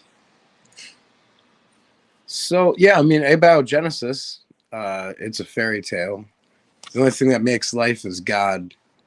Especially, I mean, it'd be like, is it intelligence? It has to be. There's no other. I mean, I'd like compare it to a guy stacking rocks on top of each other, and like you could make like a structure, but you can't make a living system. And what you basically see is a bunch of inorganic materials being stacked so perfectly and so systematically that these systems of inorganic materials became living things. So it's not something that's done easily. And imagine it would probably take computers and a few other tools that we don't have yet, But the fact is it doesn't seem to happen just naturally, So it takes a supernatural, or rather an intelligent agent for life to be created. So Yeah. I forgot the word, because there's never mind. I'll get into it. What do you got? I was trying to find another thing that I'm not finding again on abiogenesis that I was looking up earlier. Let's see. It was further down in here. Yeah, so the idea Oh. of abiogenesis. Am I coming through, or is it kind of? Yeah, you're coming through. All right. Abiogenesis is different from the ancient theory of spontaneous generation, somehow.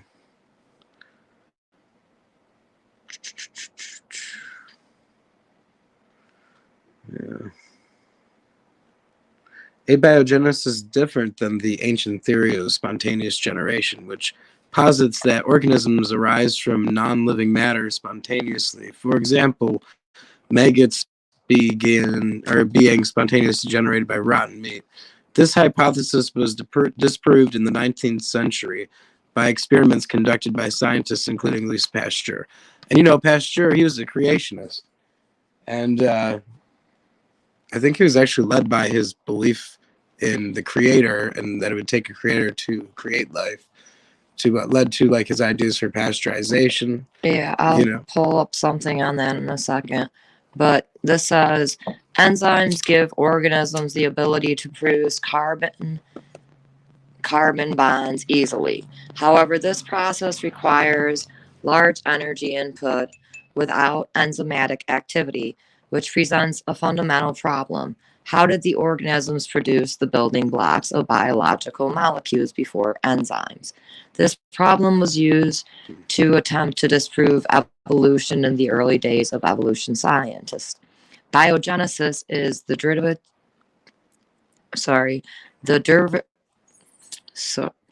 please help me, Mark. I'm skipping on that word. Derivation of life from reproduction. This was presumably preceded by abiogenesis, and once the Earth's atmosphere assumed its composition today, abiogenesis would have become impossible.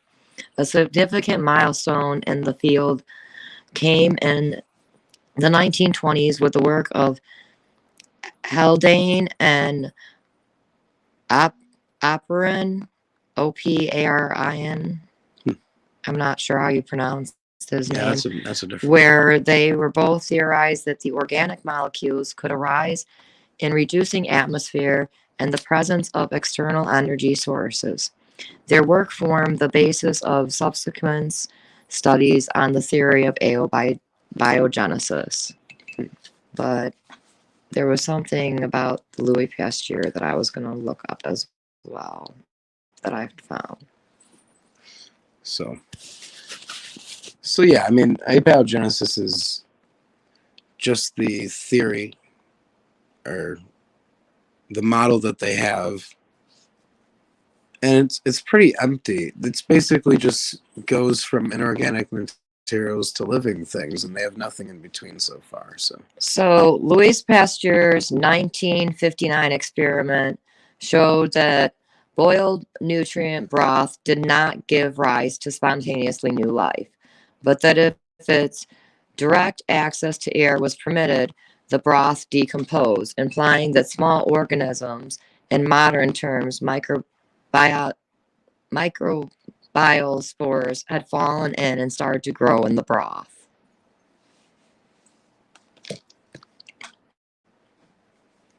Did you have anything you wanted no, to that's good. I think we covered it. And yeah, so what was it? 10 to the 90th is all the atoms in the universe, and the Oh yeah, I can. The you're talking about the interactomes within a cell. That's 10 with 79 billion zeros after it. Wow.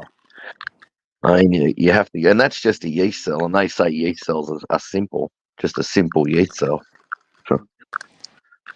I had forgotten to add that when Louis Pasteur did his the flask, he used what was called a swan neck flask, which only allowed air and not the microbes.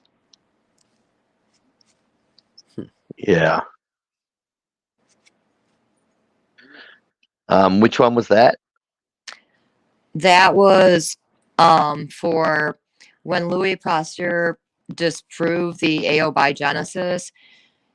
He did here, let's see, because he is credited for disproving the theory of spontaneous generation with his famous, it's called the swan neck experiment.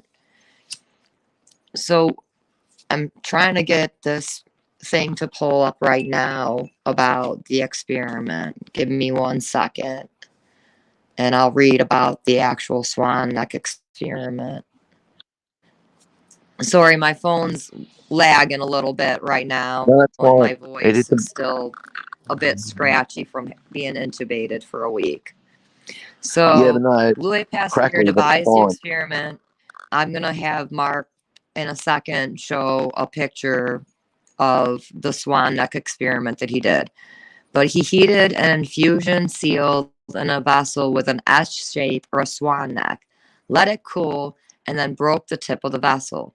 This allowed fresh air to enter, but any particulate matter was trapped in the bend of the neck. So we're gonna pull up this picture if we can, Mark. Let's take a shot of it. Let's see. Is it first? I think. Okay. 1 second. What's going on here? That's good. There you go. So here are the swan neck flasks. So let me see if I can get this up. So basically, he applied the heat and then he let the flask sit so no bacteria could be present, and then applies the heat again. He removes the neck and lets it sit. The bacteria is present. If you apply the heat, he would tilt the flask sideways, let it sit, and bacteria is present. It says Pasteur's swan neck flask experiment, which was in 1961, experimental disproof of spontaneous generation. Early experiments disprove spontaneous generation as the cause of putrefaction, had heated biological infusions in sealed glass containers. Such cultures did not putrefy, which seemed to disprove spontaneous generation. The counter argument was the process of heating destroyed some of the vital property of the culture, and or that the air was essential to support generation, that the sealed container when opened and exposed to fresh air rapidly putrefied seemed a valid objection. Louis Pasteur devised the experiment illustrated above. He heated an infused sealed in a vessel with an S shape or a swan neck. Let it cool and then broke the tip of the vessel. This allowed fresh air to enter, but any particulate matter was trapped in the bend of the neck. The culture did not putrefy even though it had access to air. To answer the objection that some vital principle in culture itself had been destroyed, Pasteur again heated the neck sealed flask, but this time broke the bend so that the air could enter directly. The culture putrefied. To answer the objection that the fresh air simply reactivated some vital principle in the culture, Pasteur repeated the first experiment, but this time tipped the culture so as to allow the infusion to contact the bend of the neck was in contact with the outside. The culture putrefied, which showed that the source of putrefaction was outside the culture and not spontaneously generated within the culture. So basically, since he proved that it was spontaneously generated outside and not generated inside. It disproved it. Yeah. It disproved the because before this, people believed that life would just spontaneously generate from Yeah. even like dying stuff. And basically, with him doing this experiment, it proved that without the outside cultures and everything, and without any other micro Microorganisms. microorganisms, thank you. My brain's still a little slow Okay. from the meds. But without the other microorganisms, and also without the electroids and different things from the earth, you're not going to get any more microorganisms cultured inside. It's only going to generate on the outside. Yeah, that was a big deal, and that's when they figured out pasteurization. But I think Louis Pasteur, he was also a creationist. All the greatest scientists were Isaac Newton. Yes. Yep. They're the guys I've got that something. created biology. They were crazy. I've got something else. I've got something else to put from the reader, which is basically All right. explain a few things. Yeah, this is James Tour again. Reasons for this abiogenesis series. Dave's video was sent to me by many people. Hang on, just let me speed it up a bit. It's just a little bit. People, you got to see what Dave is saying. Okay, here we go. So of course, reasons for this abiogenesis series. Dave's video was sent to me by many people. You got to see what Dave is saying about you. So of course I viewed the video. I'm happy Dave is trying to teach the masses. I don't know what Dave's other videos are like, but in this one he got it all wrong. He was just totally all wrong on this, so I want to bring some clarity to Dave's misinformation. Slightly smiling face. This video I will give different teachings on different classes of chemical compounds and how those can be made in a prebiotically. I'll post James Tour's link and everything to his channel later. Hang on. Relevant manner, that means is as opposed to a purely synthetic manner, but I really want my synthetic chemist colleagues to critique me, if there ID something that I teachings here that is synthetically incorrect. Let me know. Look, I am going to say small things wrong here and there. You can't do 8 hours of speaking without making small mistakes, like calling something a nucleotide vs a nucleoside. If you want to call those out, that's fine, but what I am really interested in is have I said something that is grossly wrong, and the people that can really assess this are the synthetic chemists, so view this and call me out, even my synthetic chemist colleagues that work in Origin of Life, and the synthetic chemist graduate students working in those areas. It would be great to get your views on this. To see if what I am saying is right and correct, I already know you will agree with me on Dave Farina's video, when you see some of the statements he has made, but I want to make sure my statements are correct, so critique me so I can learn along with you, so I know what you are saying. Show me the literature reference citation based upon the comment, because I would really like to learn along with you, so if you just say something and only write 2 sentences it's hard for me to grasp it, so please give me the reference article on that so I can look it up and really assess it properly. In Dave's video Misinformation, he discusses my religious views. Some Dave like to discuss people's religious views when discussing abiogenesis. I prefer here to only focus on the science, and I will use science to critique the science. I am not gonna mention God, I am not gonna mention Jesus, I am not going to mention an intelligent designer or intelligent selector during this series of lectures, and I am not going to discuss another person's faith, certainly on this topic that is irrelevant, and that's their business what their faith is. And I am not going to try and assess somebody else's agenda or their sincerity. That's not what I am here to do. I am not gonna do that, although that was done to me numerous times by Dave Farina. I am not going to go back at it. Dave cites few papers, like, Dave cited one paper in his 46-minute lecture. Rolling on the floor laughing, I can't do that, you have to be able to cite references. I am going to show you in the one paper that Dave Farina cited, I will show you how wrong he was. He misinterpreted the data in the very paper he cited, but he doesn't cite papers for anything else that he says. I will show you lots of literature references behind what I am saying, and I will quote from those literature references, and I will show you how it's done, how you assess the primary literature, peer-reviewed citations, and how you have to dig beyond that paper into the references of that paper. Sometimes you have to do that to get to the heart of what's really going on. I will show you how that's done. These are complex synthetic topics, so I am going to do this with a view to educate you. I cannot merely abuse speculations as was done in Dave's videos. I can't do that with words he used all the time. He used, perhaps, maybe, possibly, and could over and over again in the same paragraph. But as for myself as a scientist, I need to cite the literature, to present what is known on abiogenesis and synthesis, and separate that from fanciful imagination. That's what I have to do, that's what I want to do.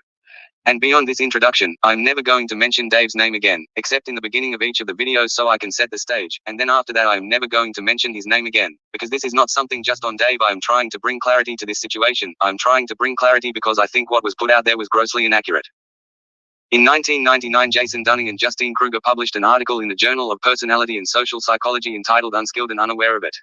How difficulties in recognizing one's own incompetence lead to inflated self-assessments. And they showed this plot. That's called the Dunning-Kruger effect, and on this plot you can see that if somebody knows very little about a subject, very little, their confidence can grow extremely rapidly, such as they have really high confidence. This is important because when I listened to Dave's video, he spoke with this enormous confidence. And when you hear this guy, people must think, wow, he must really know what he is talking about, but he was clueless, he was utterly clueless. And so this shows that a person can know nothing on the topic, yet speak with high confidence, but then ultimately what happens is when they start learning more, then their confidence level will go down. Professor Dave's confidence level needs to go down about 100 million notches before he would start to see reality rolling on the floor laughing. So what I hope from this is that Dave will see this himself and see, wow, that there is a lot of things he doesn't know on this, a lot of things, and to have spoken so confidently and so wrongly, I mean, you know that I am here to try and correct that. So he can move up this slope of enlightenment, rolling on the floor laughing, and really understand more. But just to speak confidently does not necessarily mean that people know a particular topic. So again, I want people to critique me if I say something that's grossly wrong. I beg your forgiveness right now and correct me so we can put the comments in there with corrections, with literature references so that I can get it corrected and teach this properly. I'd like to be able to do that so I don't have wrong information just hanging out there. Biochemistry. And what's in a name? So at 16 seconds Dave said, creationists also like to talk about how impossible abiogenesis seems, which is a word used to describe the emergence of living organisms, from small molecules a little over 4 billion years ago, whether they simply have no understanding of biochemistry or are pushing a religious agenda, or both. They are quite vocal in claiming the notion to be absurd. Let me point out up front, this word I have highlighted, biochemistry. Or pushing a religious agenda. Abiogenesis has nothing to do with biochemistry. Let me make that clear. Abiogenesis has absolutely zero to do with biochemistry. This is a total misnomer to have thrown in the term biochemistry when it comes to abiogenesis. Abiogenesis is strictly chemistry. There is no biochemistry happening. It is before biology. Abiogenesis is pre-biology equals prebiotic. This is prebiotic chemistry. So when somebody says you need to be able to understand biochemistry to be able to understand abiogenesis, that is totally wrong. This is pure synthetic chemistry. That's what you need to be able to understand abiogenesis. It's not biochemistry. There's no biology going on here. To quote Dave, some of them creationists like to pretend that academia is on their side, and their patron saint in this endeavor is James Tour, a synthetic organic chemist that speaks out against abiogenesis. They pretend academia is on their side. I am not sure they are pretending. And their patron saint in this endeavor is James Tour. This is the first time that I know that I have ever been called a patron saint. I think a patron saint is a good thing. In my faith we don't have patron saints, but I think these patron saints are well respected. So I guess that's kind of a compliment. I am just glad I have not been called an abiogenesis false prophet. Regardless, I don't plan on any name calling in return. I won't. I just want to stick to the science in this, if I get excited about some of this. I am just passionate. I am not coming at anyone, or calling anyone any names. I don't know that I have never spoken out against abiogenesis. I don't think I have. I have just said that a lot of the work that is out there is fallacious. It's a fallacy, it's not real, and it's not accurate. That's all I've said. I have not spoken out against abiogenesis. We got here somehow. I'm just trying to bring clarity on what's really known in the field. People don't know this. They are making all these claims, but it doesn't mean anything because it couldn't have happened that way, anyway. I guess I will just take the label of patrons, and I guess that's a good thing. Alright, here is an approximate outline of this lecture series on abiogenesis. The reasons for this video: we will have an introduction. What is abiogenesis? How does that differ from evolution? The primordial soup and what's the layperson's understanding? There was things that were said about the primordial soup in Dave's video, and we will talk about that. Hang on, I'll just go down and I'll get through all of that. I'm going to post this link so people can see it eventually. What am I going to address? Everyone speaks. Yeah, okay. People have argued that the organic life can't happen because it's improbable. Okay. Blah, blah, blah. Brian Miller quote. Here we go. Okay. Brian Miller explained. Dave, here we go. Dave was totally wrong, and I mean totally wrong. Dr. Tour asks Brian Miller a question. Can you explain to the average listener the difference between what happens with ice and the requirements for life, and how all that relates to pre-biology, life's building blocks and the requirement for life in the first place, where abiogenesis is where before biology takes over? This is the origin of life. How did they happen? How did that first living system form? Dr. Brian Miller explains. People have argued that the origin of life can't happen because it's too improbable to have a lot of atoms in a state that corresponds to life. That argument is incomplete, because there is also another driving tendency of nature. Yes, nature will typically go from order to disorder or from low entropy to high entropy, but nature also wants to go from high energy to low energy, and those two tendencies at time can work against each other. So the reason water will freeze and turn to ice at low temperature, it's because the attractive forces between the water molecules means ice is at a lower energy state than water. Now what happens when, because ice it releases heat into the environment? So when the heat goes into the environment, the entropy of the environment goes up by a larger amount than the entropy of the water goes down. But here is the problem: life is a state of both low entropy or very high order. It's very improbable, and it's a state of very high energy. So for simple chemicals on an early Earth to become a cell, they both have to go to low entropy of very, very improbable states, and they have to absorb energy from the environment to increase what it called free energy. That's a physical impossibility that never ever happens in the universe except if it has help, which I will get into. Brian Miller says, and I quote, "Professor Dave argues that the origin of life does not face thermodynamic hurdles. He states that natural systems often spontaneously increase in order, such as water freezing or soap molecules, forming micelles, e.g., spheres or bilayers. Here is making the very common mistake that he fails to recognize that the formation of a cell represents both a dramatic decrease in entropy and an equally dramatic increase in energy. In contrast, water freezing represents a decrease in entropy but also a decrease in energy. More specifically, the process of freezing releases heat that increases the entropy of the surrounding environment by an amount greater than the entropy of the water molecules forming a rigid structure. Likewise, soap molecules coalescing into micelles represents a net increase of entropy since the surrounding water molecules significantly increased in their number of degrees of freedom. No system without assistance ever moves both toward lower entropy and higher energy, which is required for the formation of a cell. Alright, if you want to know more about the thermodynamics of this full interview, click here. To those that work in the areas of science had all sorts of trouble with Dave Farina's video. It was tough for me as well, because I had to watch Dave Farina's video about a dozen times or so I could take out and dissect every slide in that video. In this video series 1 will take Dave's video. Anyway, so yeah, that's basically. So yeah, you've got abiogenesis scientists out there saying stuff like that. So. And they do, and one thing I laughed at was when I watched Professor Dave. He had Lee Cronin on, and at the beginning of the video, Professor Dave, with Lee Cronin there, ran James Tour down for using like the car analogy. If you get a car and put it into lots of different pieces, and then put it into a whirlwind or something, is it going to put itself together? How's it going to put itself together, sort of thing? And he says, well, a car's got nothing to do with a cell, and that's just a ridiculous analogy, and blah, blah, blah, blah, blah.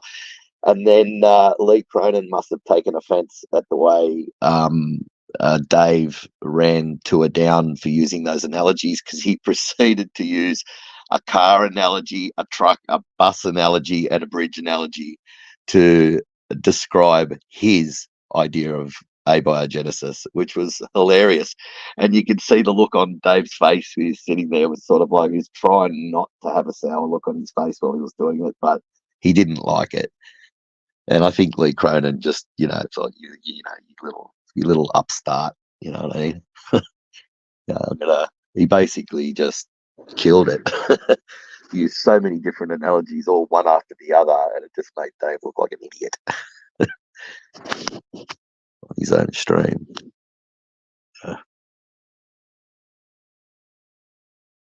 Yeah.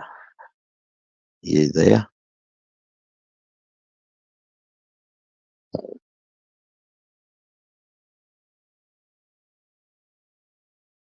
You there, man? Hello.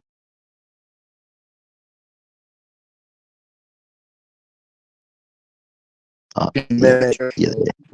Prebiotic conditions. Damn. It's breaking already. So, Miller, Ready? hold on. Are you able to hear us any better? Yeah. Yeah, next time we go live, you can stream it to WhatsApp, or, maybe I'll upgrade. Or if I get a laptop, I might upgrade so we can stream to more platforms. Because, Okay. I just, yeah. Okay. Anyway. But All the right. Miller-Urey experiment was carried out in 1952. It was a chemical synthesis that simulated conditions through the time to be present in the atmosphere of early prebiotic Earth.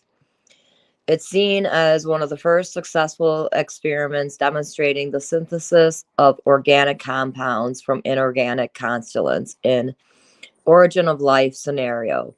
The experiments used methane, CH4, ammonia, NH3, hydrogen, H2, in a ratio of 2 to 2:1, and water, H2O, applying electric arc, the latter stimulating lightning, resulting the production of amino acids. So, in regards as a groundbreaking experiment and the classic experiment investigating the origins of life, Ambiogenesis. It was performed in 1952 by Stanley Miller, supervised by Nobel laureate Harold Urey at the University of Chicago, and published in the following year. At the time, it supported Alexander Oparin's and JBS Heladine's hypothesis that the conditions on primitive Earth favored chemical reactions that synthesize complex organic compounds from simpler inorganic precursors. And Mark, if you want to show the picture of this, I'll blow it up for everybody. Let's see if this is. If it will allow. Yeah. So you have this little system here. You got the heat at the bottom, electrodes, a spark, and the spark is supposed to be. Here, I'll help out with little back.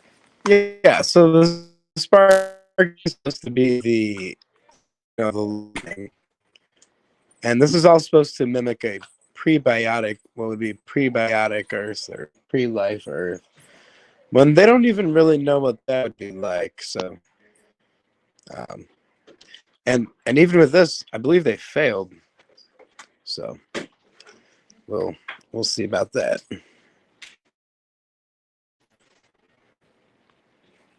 It is regarded as groundbreaking experiment, and the classic experiment investigating the origin of life, abiogenesis, was performed in 1952.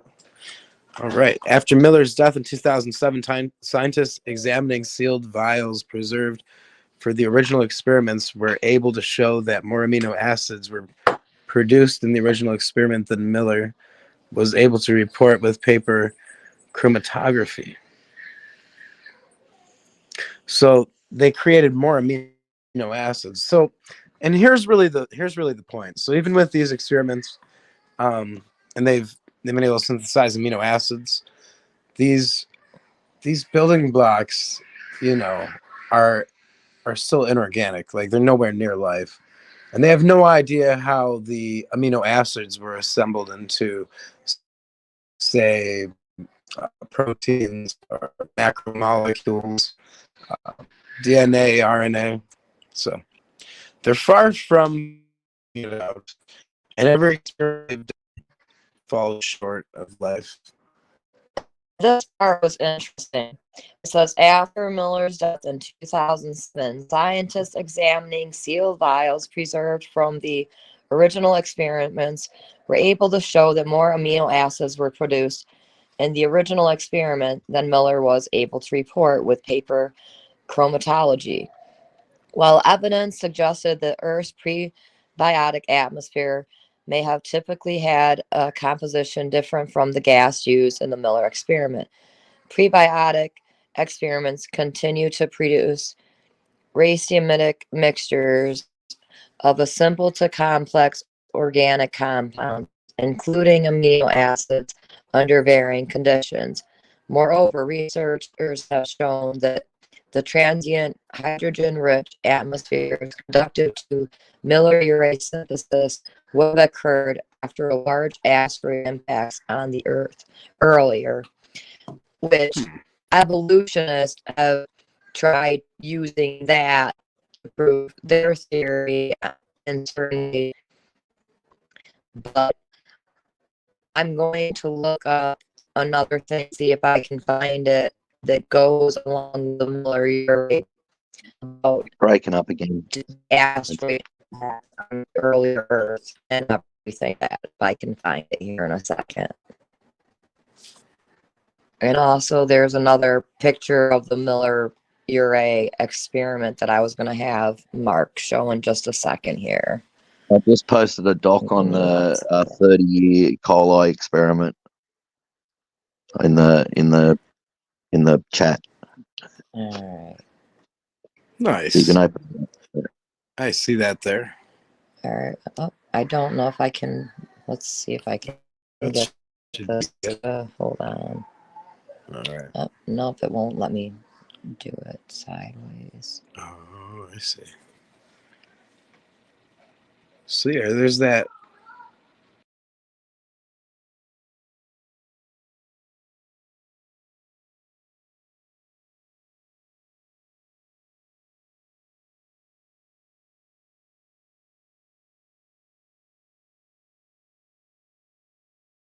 Okay, you've dropped out. All right. So what I'm going to do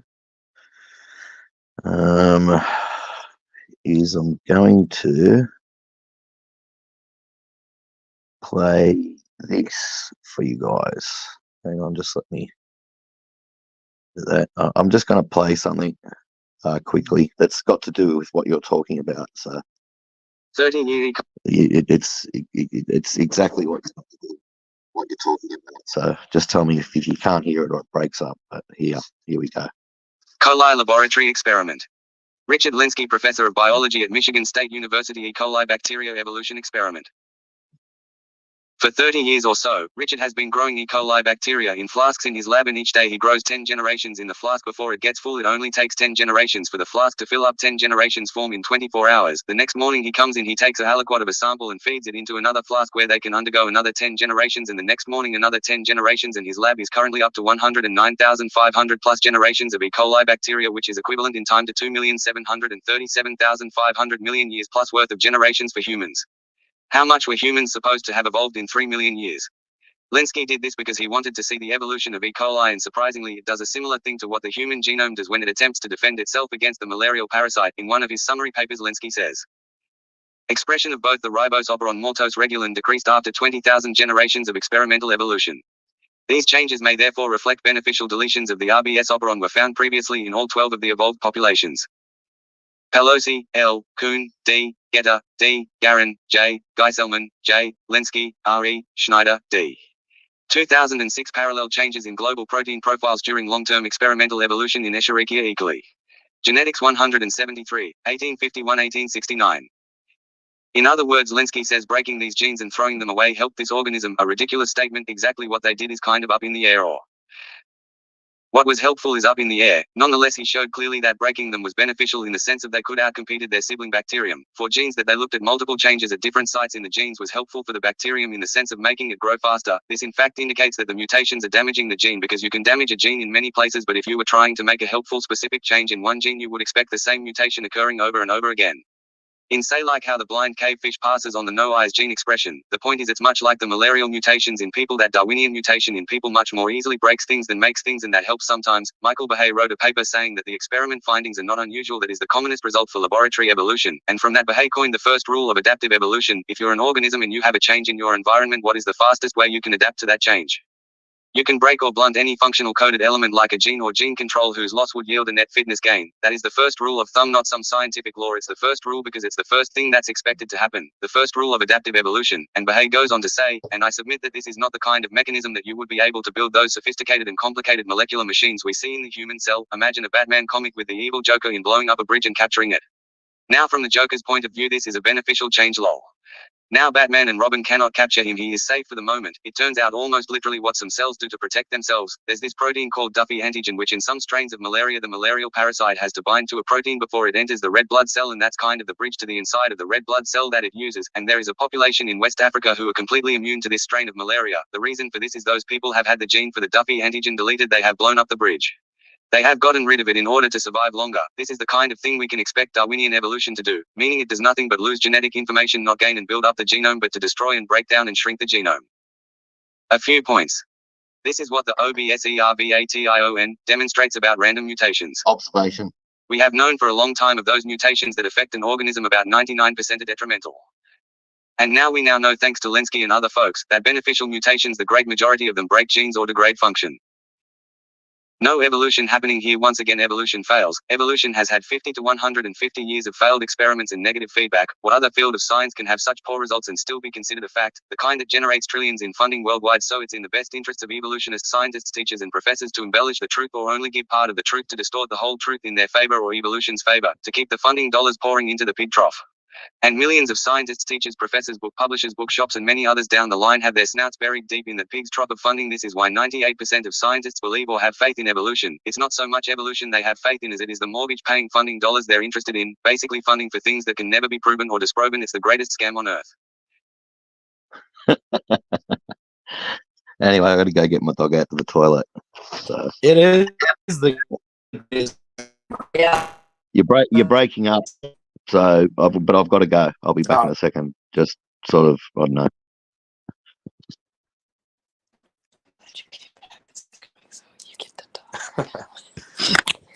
well. If I'm breaking up, I don't even know if you guys can hear me, but it is the greatest scam on earth. Just like Dr. You're not Torsen. breaking up now. Oh, good. You're not good. breaking up now. Yeah, I have to always get my dog out because he's old, and it's a miracle he's lasted this long without barking at me. So he needs to get out a lot. That's a good dog. So, Man. all right. He's an old dog, mate. When he needs to get out, he barks. So yeah. I'm just getting my honey ready here. I think once Mark gets that honey Dutchie, if he's still gone, that Mark should get out his guitar and play us a little bit. I couldn't possibly think. I don't know. I think you could play. I don't know, couldn't depending possibly. on what you play. Maybe Miss Kitty will sing along for you. Oh yeah. Yeah. Maybe one of these days we're gonna have to rehearse a little bit. I think. All right. So we You don't- can at least play for us a little bit, and I Yeah, something. can roll that up. Oh no, that's okay. I got this thing. You got the bridge? Oh yeah. All right, because I was gonna say Can't forget the bridge. I can go get the guitar and Where's that confounded bridge? I can go get the guitar while you go get the bridge together for us. Yeah. Yeah. I don't 'Cause, think so. There was somebody that had wanted to hear Who? Mr. C Science play tonight. Oh boy. Yeah. Even if it was just messing around a little bit. And they're supposed to be hopping on a little bit. What? Yeah, we were supposed to be getting some followers hopping on in a little bit. Who'd you invite to the? Well, my parents, Oh. and a certain parent had wanted to hear Mr. C Science play the guitar tonight. Oh, okay. All right. Let me get the guitar. All right, there we go. Let's see if we can get a few more followers on here.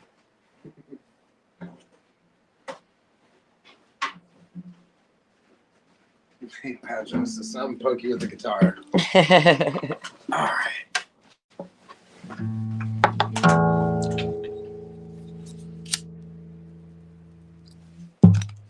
Mm-hmm.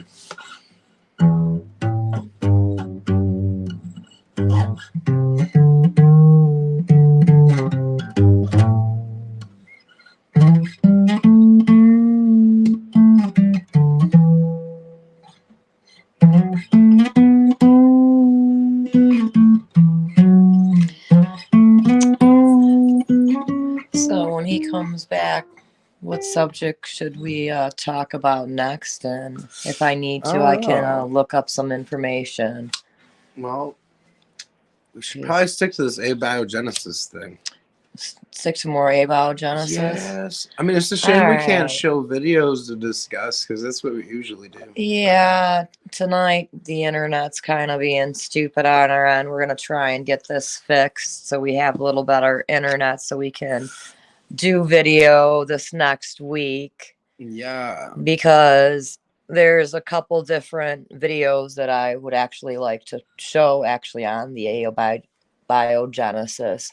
Maybe in a second here we can try seeing if maybe doing the video through my phone and turning on it. and projecting it through your phone That could again. work. That might work. I wonder if we could. rearrange Because this. I actually found a cute video on abiogenesis that was pretty good. See how the layouts screw with the layouts a little bit. Maybe not.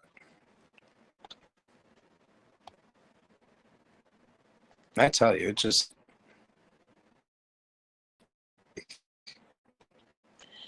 StreamYard, Yeah, we're darn you, having such a StreamYard. hard Oh, whoa, time whoa, with- there it went. It did something. All right, are we getting it going now? I gotta redo the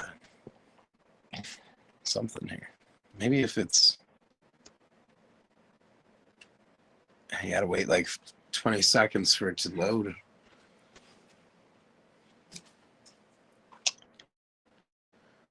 All right, let's see here. Say Vicky.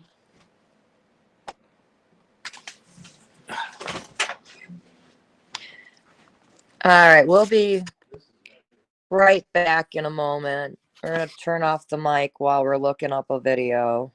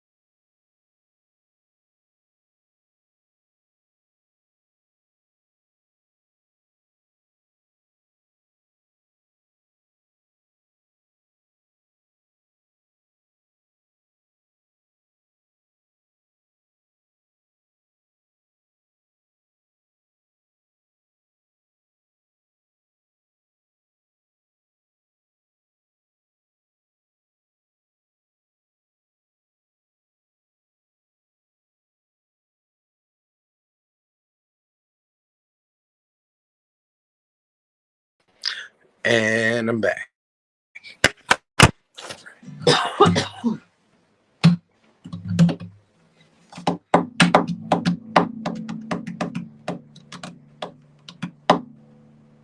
You know, I was trying to play a song the other day, and then I just don't know the chords.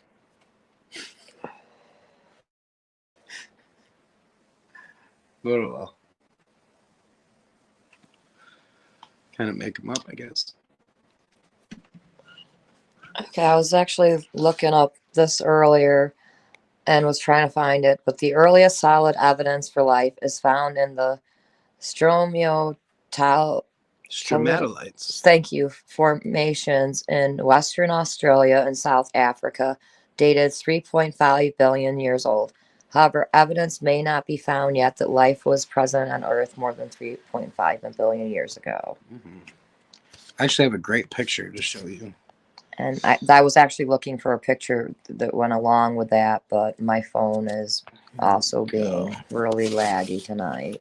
So yeah, the stromatolite layers, they're basically bacterial mats, which they claim are the first signs of life in the fossil record. So we've got these bacterial mats that were formed by blue-green algae, which is a photosynthetic bacterium. And it's a very advanced bacterium. It's got everything needs for photosynthesis, one thing, and it's a cell. And we're supposed to believe like this is the earliest form of life there is, when it's so terribly complex. And what's interesting is, as you look at this chart here, you'll see the Cambrian, and the Precambrian, and I believe the Archean is like the second gray box.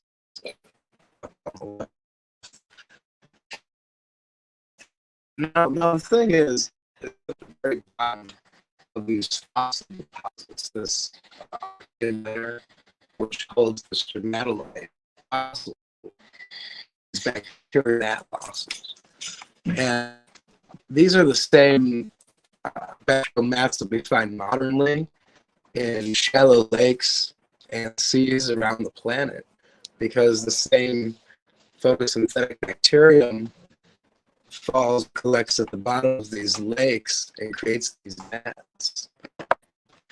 And so it's interesting that they say that these are the most early forms of life, and that they're also the deepest found forms of life in these geographically depressed locations like lakes and shallow seas around the planet.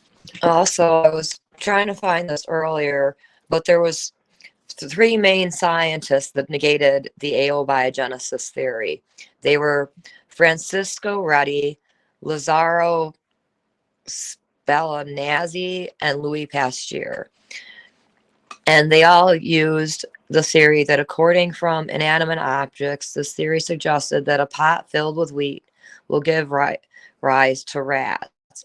Rotting of meat will also give rise to maggots, and so on. They disproved this theory. Yeah, Louis Pasteur. Yeah. And that's spontaneous generation.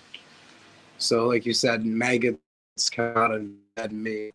But really, now we know that the maggots are laid there by the flies. Or the eggs.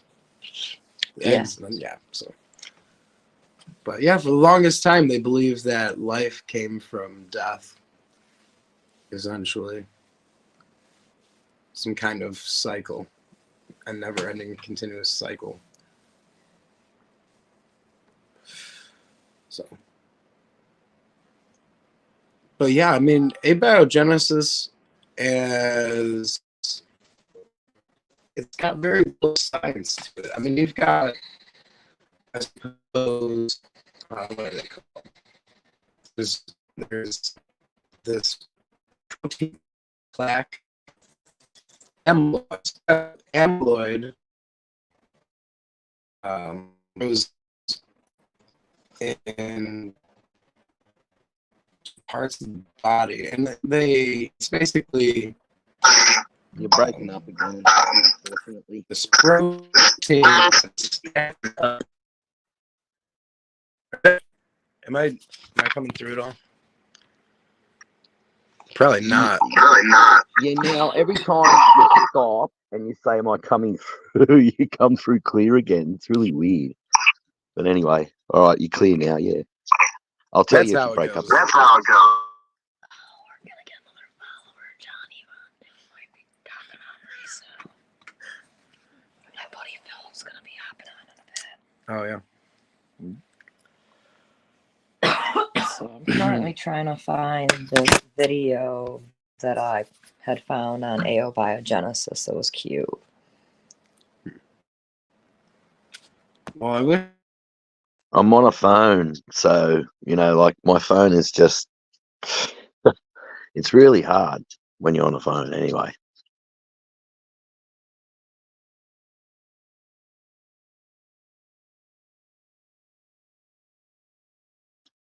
So I understand what you're going through.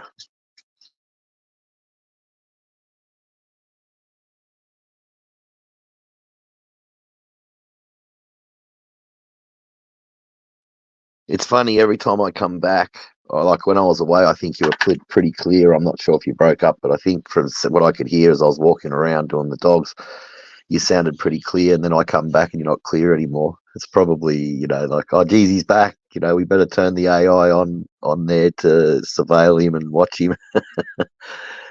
Because I call the Australian government United Communist Governments of Australia and stuff like that. So, and he's back. And he's back. Show this All right. video for us. I guess this one. Let's see if we can stream this video. So I found a video on the Miller project. If we can stream this. Can you get it? Let me know when you're ready. Camera.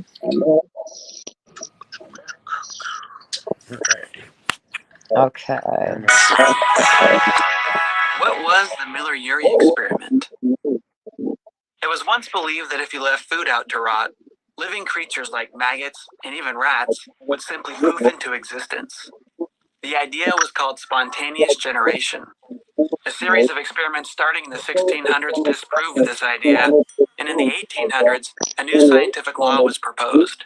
Life only comes from life.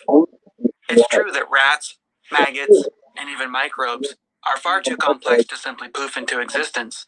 But in 1859, English naturalist Charles Darwin put forth the theory of evolution.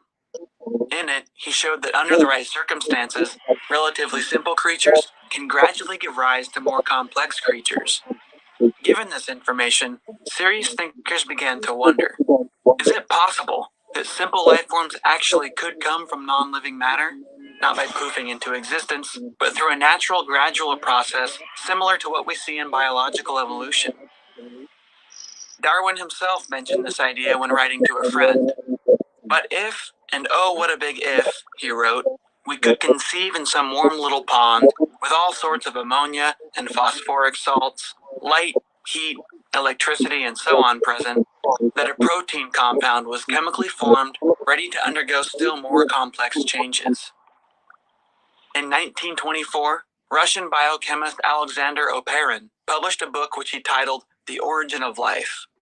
In it, he outlined his thoughts on a gradual progression from simple chemistry to living cells.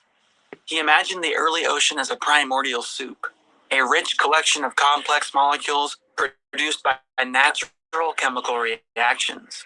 In this soup, further reactions could take place, eventually producing living cells.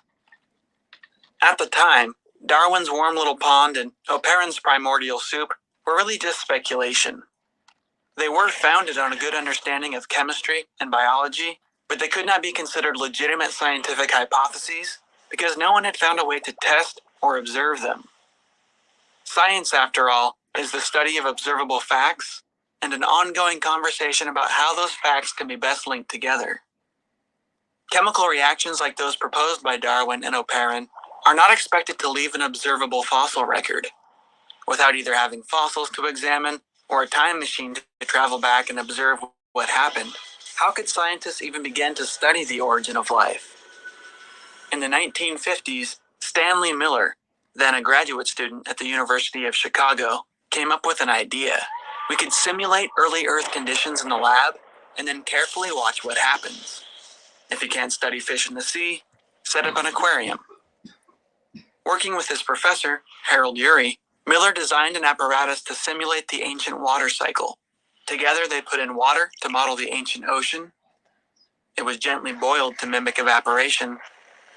Along with water vapor, for gases of the atmosphere they chose methane, hydrogen, and ammonia.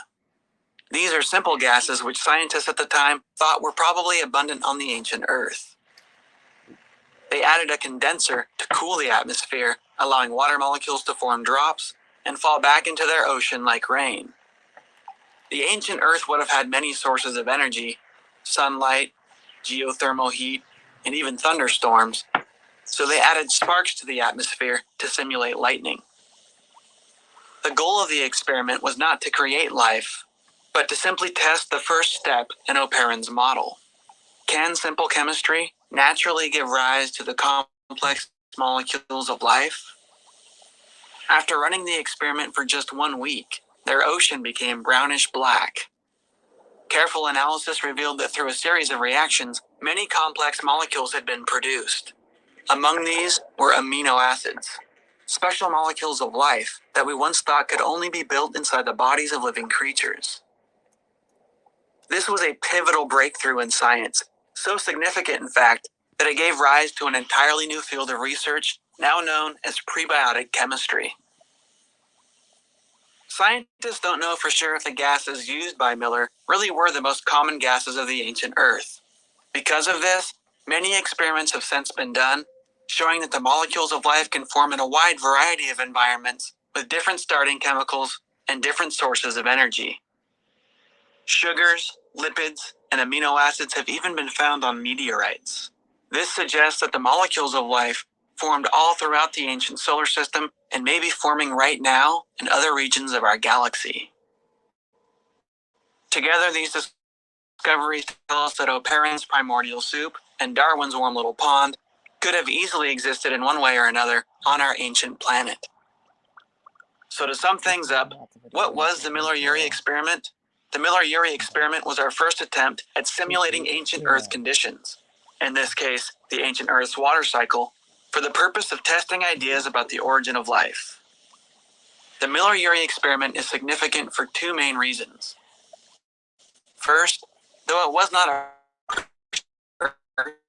demonstrated for the first time that biomolecules can form under ancient Earth-like conditions.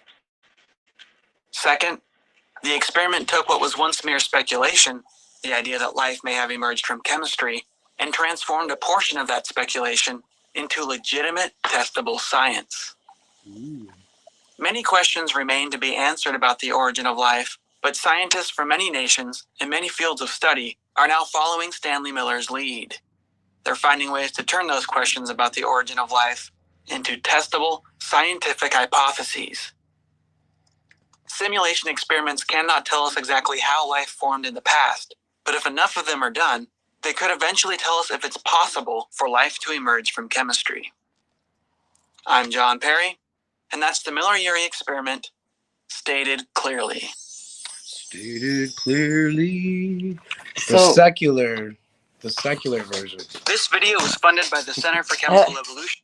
Yeah, that was not Oh. quite the. Oh, go ahead. Go back a little bit. Stated clearly. Hang on now. Hang on. Who funded this thing? This video was funded by the Center for Chemical Evolution, the National Science Foundation, and NASA. Special thanks to chemist Eric Parker. He volunteered hours of his time going over our script, sending us science. All right. Yeah, I'm sorry. That was not the video I was originally looking for. The video I was originally looking for was more on the creation side. And it was actually done quite hilariously too. I will have to find it and hopefully share it this next week. Yeah, and I don't know how clearly that came through anyway, so. Yeah, next week we will have a better setup for this. And what they basically proved is they can have the micromolecules, like these amino acids. They can form these, which, you know, we found these on asteroids that have entered in like comets and stuff. You know, there's amino acids throughout the universe, but what the question is how these micromolecules ascended themselves into macromolecules like proteins and even systems like DNA and RNA. So what do you think, Jason? You back from are you back? Yeah, All I've right. been back for a while. Yep. Did the video play at all, or was it choppy? Yeah. Yeah, no, it played fine. Nice. Well, there's Yeah. another option. Yeah, well, I don't know. It's clear now. It just seems to be intermittent.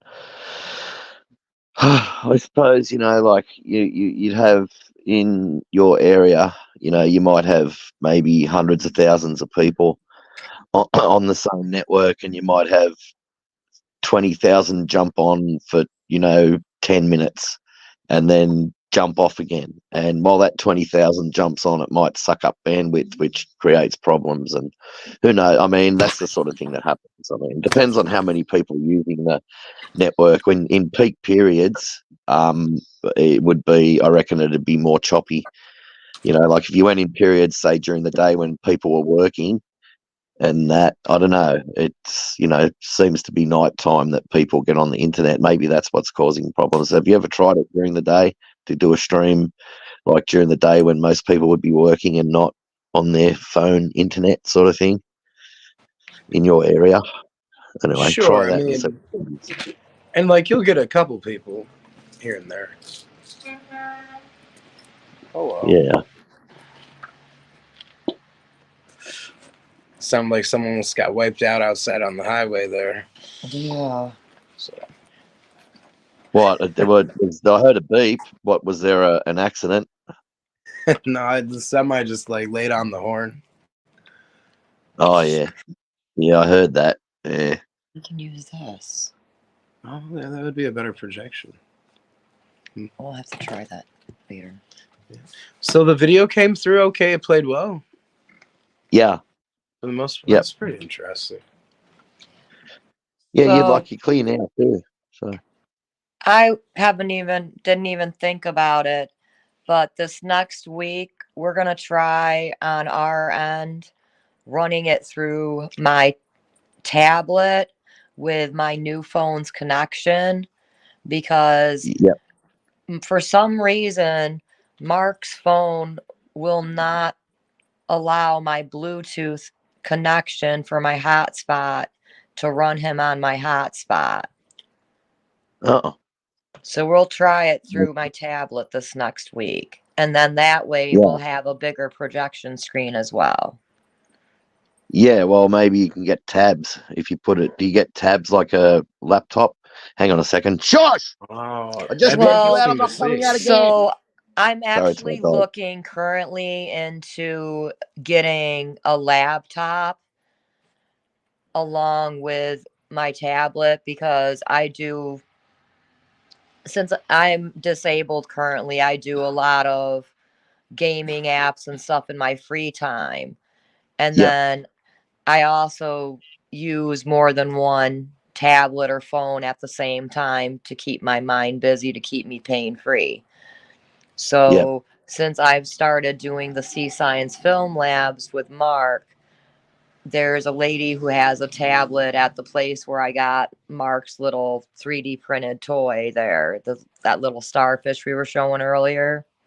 Yep. She has a laptop down there that she's going to be selling that she's currently fixing up. So hopefully Okay. I might be able to get that and then we'll set up with the laptop and it'll be Yeah.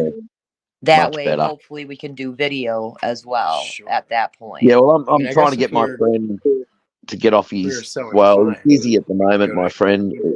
You know, to get me a laptop. So if you could just get on the bloody internet in 10 minutes and get one. But anyway, I'll get onto that as well. So Oh yeah, because I mean Yeah.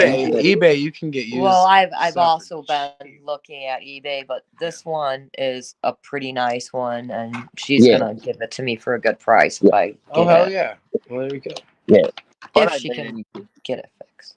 Yeah, I don't need anything special. Just as long as it plays DVDs and it's pretty basic. Just can be basic. Just not as long as the other one was so old it couldn't even take Windows 11. It was What is going incompatible. on? Is the So, door open?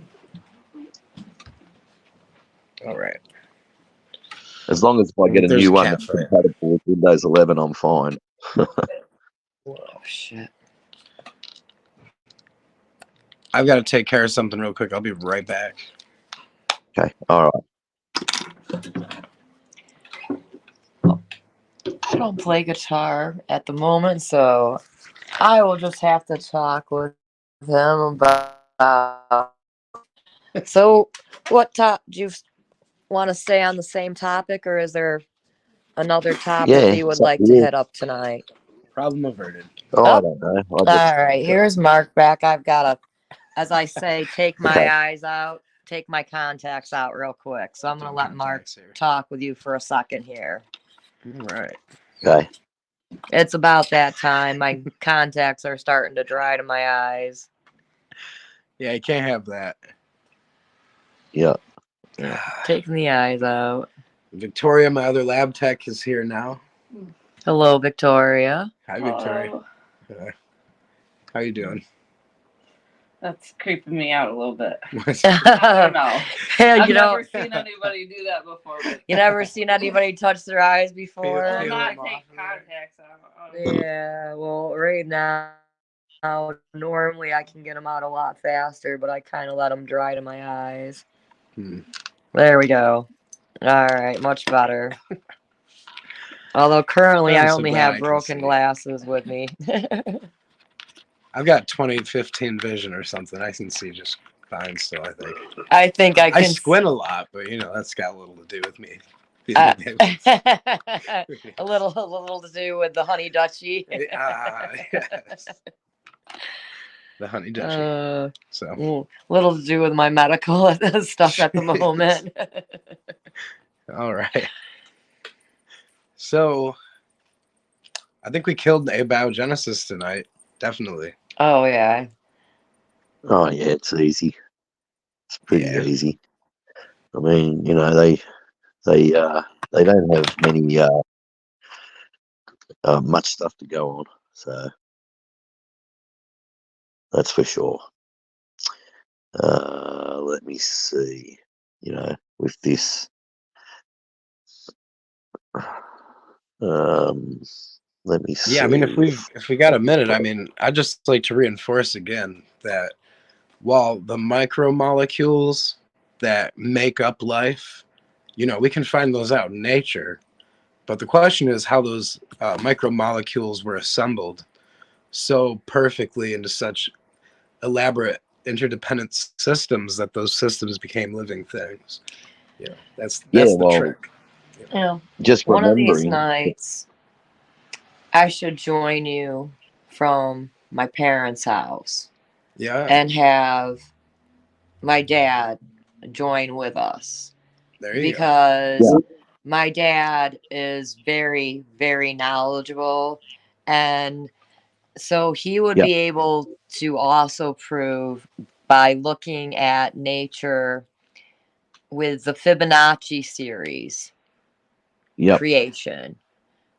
go. You've heard of that, right, Jason? So hold Yeah, on one sure. second. I gotta pull this up real quick on the Fibonacci series. You mean like the golden ratio thing? Yes. The shells and stuff? Fibonacci Fibonacci series. sequence. So basically, the Fibonacci sequence is a series of numbers where each number is the sum of two preceding numbers. For example, 0, 1, 1, 2, 3, 5, 8, 13, 21, 34, 55, 89, 144, 233, 377, 610, and so on. Mathematically, we can describe this as xn equals xn equal minus 1 plus xn minus 2. So basically, when you look at nature, so basically with a conch shell and different shells like that, the spiral on that shell will follow the Fibonacci series. I'm going to see if I can pull up a picture. I might have to follow this up next week when I can follow up with my dad a little bit more and actually get some of his books. So he literally also has shown buds on a tree and leaves on a tree also will follow a spiral around of the Fibonacci series. Let's see. I'm gonna try and find something really quick here. I'm gonna let Mark speak for a minute and you speak as well, John. Let's see here. So yeah, I mean, I don't know much about the Fibonacci sequence. Okay, here we are. The Fibonacci sequence is important for many reasons. In nature, the number and ratios and the sequence can be found in the patterns of petals of flower, the whorls of a pine cone, and the leaves on a stem. As the sequence continues, the ratio terms approach a number known as the golden ratio. I'm going to see if I can get this picture pulled up real quick. Let's see here. Oh, it's also related to the It also- phalanges. Yes. In the So, hand. Mark, if you are able to show this picture of the phalanges as well, Oh, sure. Let's see if the fingertips and everything also will follow the Fibonacci series. And in a second, I'm going to see if I can pull up the pictures of the conch shells, as well as either the branches or the flower petals. All right, let's me back out of this for a second. And does anybody have anything that they would like to add? Oh, the Fibonacci series is also evident in the human face as well. These pictures here this one shows how the spirals and everything. So basically, when I show the shells and everything, you will see this similar spiral here from the Fibonacci series in the shells. That is called the golden ratio and facial beauty. Oh, wow. And you can also see the ear here, Mark. Sure. Your ear follows the Fibonacci series.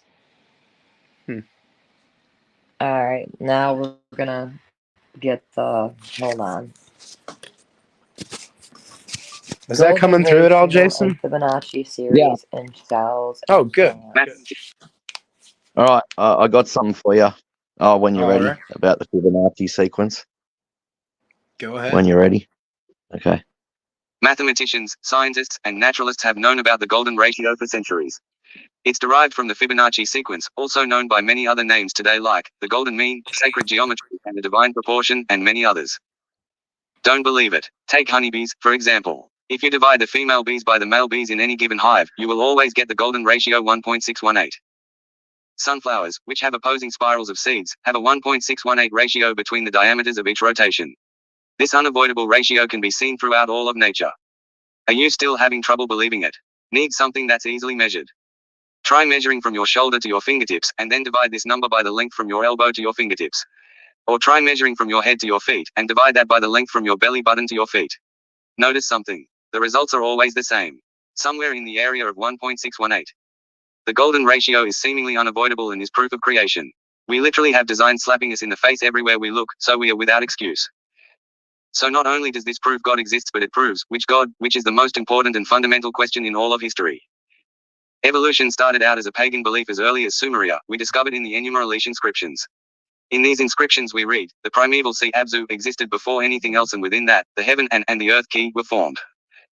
Evolution is in no way a modern idea. Fragments of Anaximander 610-546 BC taught that humans originally... Oh, sorry, that gets off about the Fibonacci sequence. Sorry. I didn't mean to keep going on with that. I should have stopped it when it got to the end talking about the Fibonacci sequence. So it's all good. You want to hear about the evolution not being a modern idea? It's been around for thousands of years. Of course it has. Anyway, so it's up to you to keep going. Sorry, you got that thing up there. I'll stop it later. I can play that later. I'll just keep it. I'll put it aside. I just wanted to play that. I didn't mean to keep going. Yep. Pattern seen in nature. So if you look at the shells spiral, the flower spiral, even a sunflower, your ear, swirls in the ocean, they all spiral along with the Fibonacci series, or that golden ratio. This, like I said, this next week I'm going to try and borrow a couple of my dad's books about the Fibonacci series and even see if I can borrow his. He's got a couple rulers that are intricate, that measure the golden ratio on your face and your hands. So I could even show you on like our hands or something like that how the golden ratio follows. Would you like to That add sounds pretty good. Yeah. So you were saying you Yeah, don't yeah, know a whole sure. lot about the golden ratio then? I don't. So this next week, why don't I sit down with you and my dad, and we'll learn a Yeah. bit more about the golden ratio, and this next week we can talk and hit that up a little bit more along with any other subjects, because the golden ratio does prove a lot with creation.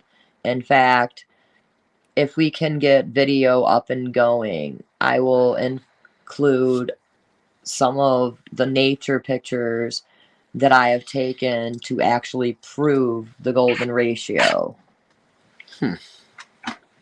In fact, we're going to add some of Mark's orchard pictures Yeah. and everything to also prove the golden ratio with the spiral on the branches and everything like that. Is there any other subjects that we would Oh, no, like to that's hit fine. up this next week to research? No, Because, yeah, that's like I was saying, my dad does have quite a few fine. notebooks and regular books and everything full of research that he's done over the years. Yep, that's fine. Yep, no problem. Yeah, whatever you want. I don't care. All right, sounds good. I'll talk to him, and if he's got some other subjects that he thinks would help our side on creation and knock down the evolutionist, I can also actually talk to. I do have a brother who, when he was younger, grew up Christian, then became an agnostic, but is now becoming back to being a Christian. And for a while, he was actually on the side of evolution. In fact, maybe one night I would be able to get him to join us from Rochester and speak from his views as being both a creationist, then to an evolutionist, and now back to a creationist. Because I recently spoke to him for a little bit when I was in the hospital. He's actually, I'm sorry, he's in Albany now. He was in Rochester. But when he was a Marine and everything, he became agnostic. Coming out, he said that he's been looking at nature and different things, and how can people look at certain things in nature and not see creation. And he started pointing out different views, and that's where I've always come from. I love doing photography, and in doing photography, you notice many different things that will actually prove our side on creation. And one of the biggest things is actually the Fibonacci sequence. Because when you're taking pictures, especially of I'll be right back. flowers or trees, you see that circular golden ratio pattern of the Fibonacci sequence. Would you like to add anything there, Mr.? Yeah, I mean, it's interesting, like just looking at the photos here. Here, let me see if I can. Like the hurricane and the shell I'll be right back. and the human ear. And this one will even this picture here. Let me see if I can get this one in the And middle that's widen up. just showing the That's numbers and the basically ratio. showing the numbers of the ratio. Hmm. But even like, I can't remember what type of fern this is, but when you touch it, it starts out straight, but you touch it and it bounces back into the Fibonacci sequence circular pattern. Hmm. But There's a hurricane. well, even DNA patterns. The helix. Let's see. Try and the way a octopus or squid, when it curls up, goes into the Fibonacci. Sunflowers again. A lot of your plants, a baby in the womb. The way it curls up in the womb goes along. There's so many things in nature. So, like I said, this next week, I will actually even get some of the videos that prove the golden ratio and the Fibonacci sequence in nature. And again, I will try to put together actual pictures that I've taken to add as well. Okay. Yeah, and we can put them right into the studio if you want. So. Yeah, because I have an app that I can do like video sequencing, and also I have designed through AI a couple photos that I'm gonna try and pull up that Mark had actually asked me the one week to do on the server, but we weren't able to post. So since we're able to do photos through my phone and his phone, I'm gonna see if I can pull this up here in a second. So I'm gonna let you two talk while I see if I can pull this up. All right. Remember the yeah, that monkey sounds one? good for one of the topics next week at least. Well, Yeah, do you remember the monkey evolution photo that you wanted me to sure. pull up? We're gonna see if we can get that one All pulled right. up here in a second. But yeah. Oh, but real quick, I had a nice surprise. I'm gonna pull up a picture for Mark real quick in a second. I had a nice surprise this morning. If you can pull this up. I didn't even plant irises. And I came out and basically I have a whole section of beautiful irises. And even the iris, this picture doesn't show it as well, but even the irises petals follow the golden ratio Fibonacci sequence. So let's see here. I need.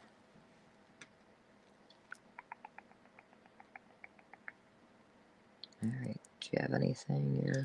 Yeah, I mean, there's a lot of different facts of reality that reinforce creation models and jeopardize atheism. That's for sure. Very true there. Oh, he beat us in the head.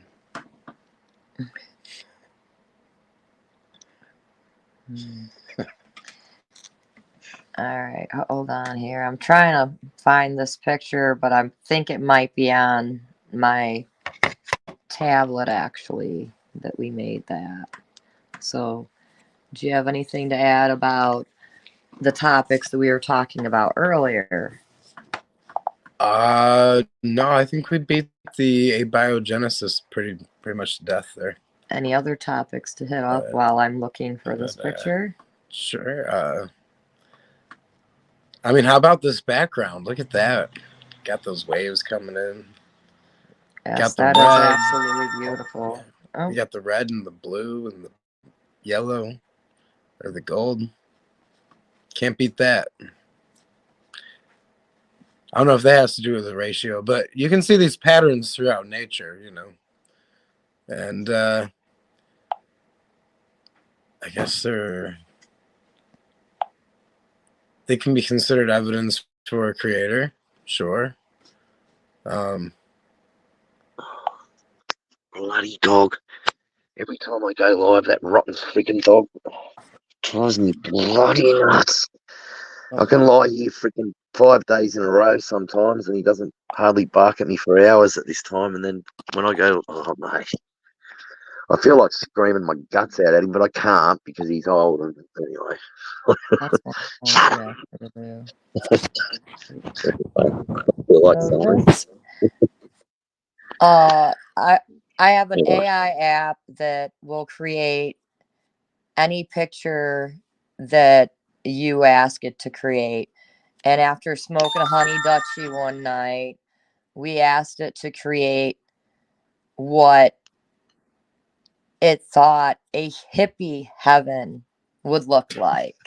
Yeah. I don't know if you remember this, This Mark. is an arborarium. So and that's what I was gonna say. And Mark asked me to make it an arborarium. Right. So this is what the AI created an arborarium hippie heaven to look like. There you go. And then this was another arborarium the AI app created for us that I asked it to do a steampunk arborarium. And then we have our honey Dutchie butterfly, if you notice up in the little corner here. Oh. This is the honey Dutchie butterfly. Yeah. But we're still looking for the one that Mark was asking me to create for the Creation versus Evolution channel. I think I may have lost our missing link. Nah. We might have to recreate the missing link again. Although he was pretty cool. It's probably more believable than the missing links they have in Human Evolution. You know what? We could always recreate one right now, even. But I prefer actual intelligence to the AI. Well, normally it's pretty cool. I honestly normally hate everything to do with AI except for when it comes to photo apps. Oh, sure. When it comes to home things like Alexa and stuff like that, I have friends that have those home systems and I hate them. Oh yeah. And I would never ever get one of the newer ones that they have that locks your home. What happens I just if feel like someone's listening to me, Well, no, not just that. I just came out of a medically induced coma. I was intubated. Mark can assess, and even you guys can assess, that there are times where I'm stuttering or I have a brain fart, or suddenly my throat is so dry I can't talk again. How am I supposed to get in my home if you don't have a key? Suddenly, we lost Jason, but suddenly he'll be back. You've got this AI, you've got to tell it to open your home and you can't talk. You're locked out of your house. And they're telling you, like, some of these new home AIs, you don't have a physical key. So me and my buddy were talking about it because he has an Alexa. And I'm like, dude, half the time when you've got a cold, you're yelling at your Alexa saying, do this, do that, and it's not recognizing your voice. So now you've got a lock on it. You're locked out of your house. And then it listens to everything. Okay, funny story. Comedian coming out for a second. My buddy's got the Alexa. I let it rip one night. and it brought up gastroenterologist. But it's also cool because I also like the Alexa because I had it on a tablet. And with Alexa, I could literally sit there and ask Bible questions. And immediately at your fingertips, you've got the answers to your Bible questions. And poor Mark is over here dying of laughter. You're killing me. I don't even know. I think Jason's coming back. Did we lose Jason? No, I think he is here, but he's in the back. But we really got to get those books from my dad on the Fibonacci series and set up the videos of some of your orchards.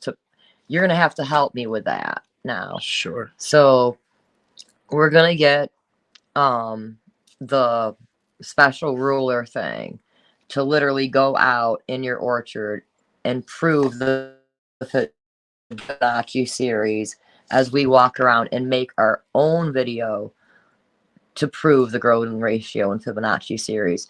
So not just showing videos that somebody else has done. We'll do one of our own videos. Okay.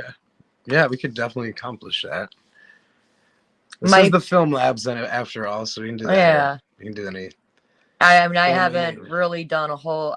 I'm getting new to doing the filming. I'm more into photography, but I'm pretty sure we could film it and maybe even get my father's help to come on and help us out with that. All right.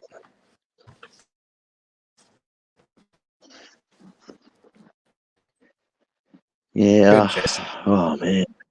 Yeah. I'm just sorry. Oh. Just tired and Oh. Well, right. should we cut it let's- good for tonight? Because Yeah. I'm starting to get in pain myself, and I think I'm about to have to take some more pain meds. All right. But I'm gonna do some research with Mark, and I think maybe next week we should hit up the Fibonacci sequence a little bit, and if there's any topics that you would like to touch on, hit up Mark and let him know, and I can do some research on that as well on my end. But thank you all for joining us, and I hope you guys have a good night. Anything you want to add, Mark, before we? Have a good night. And God bless. And God I'll bless see you you as later. well. Yeah, it was good talking with you, Jason. Yes, it was very good talking with you. I had fun See ya. joining tonight. Yeah, good talking with you too. Okay. See ya. Have a good day. All right. Yep. Stay strong. God bless. Yep.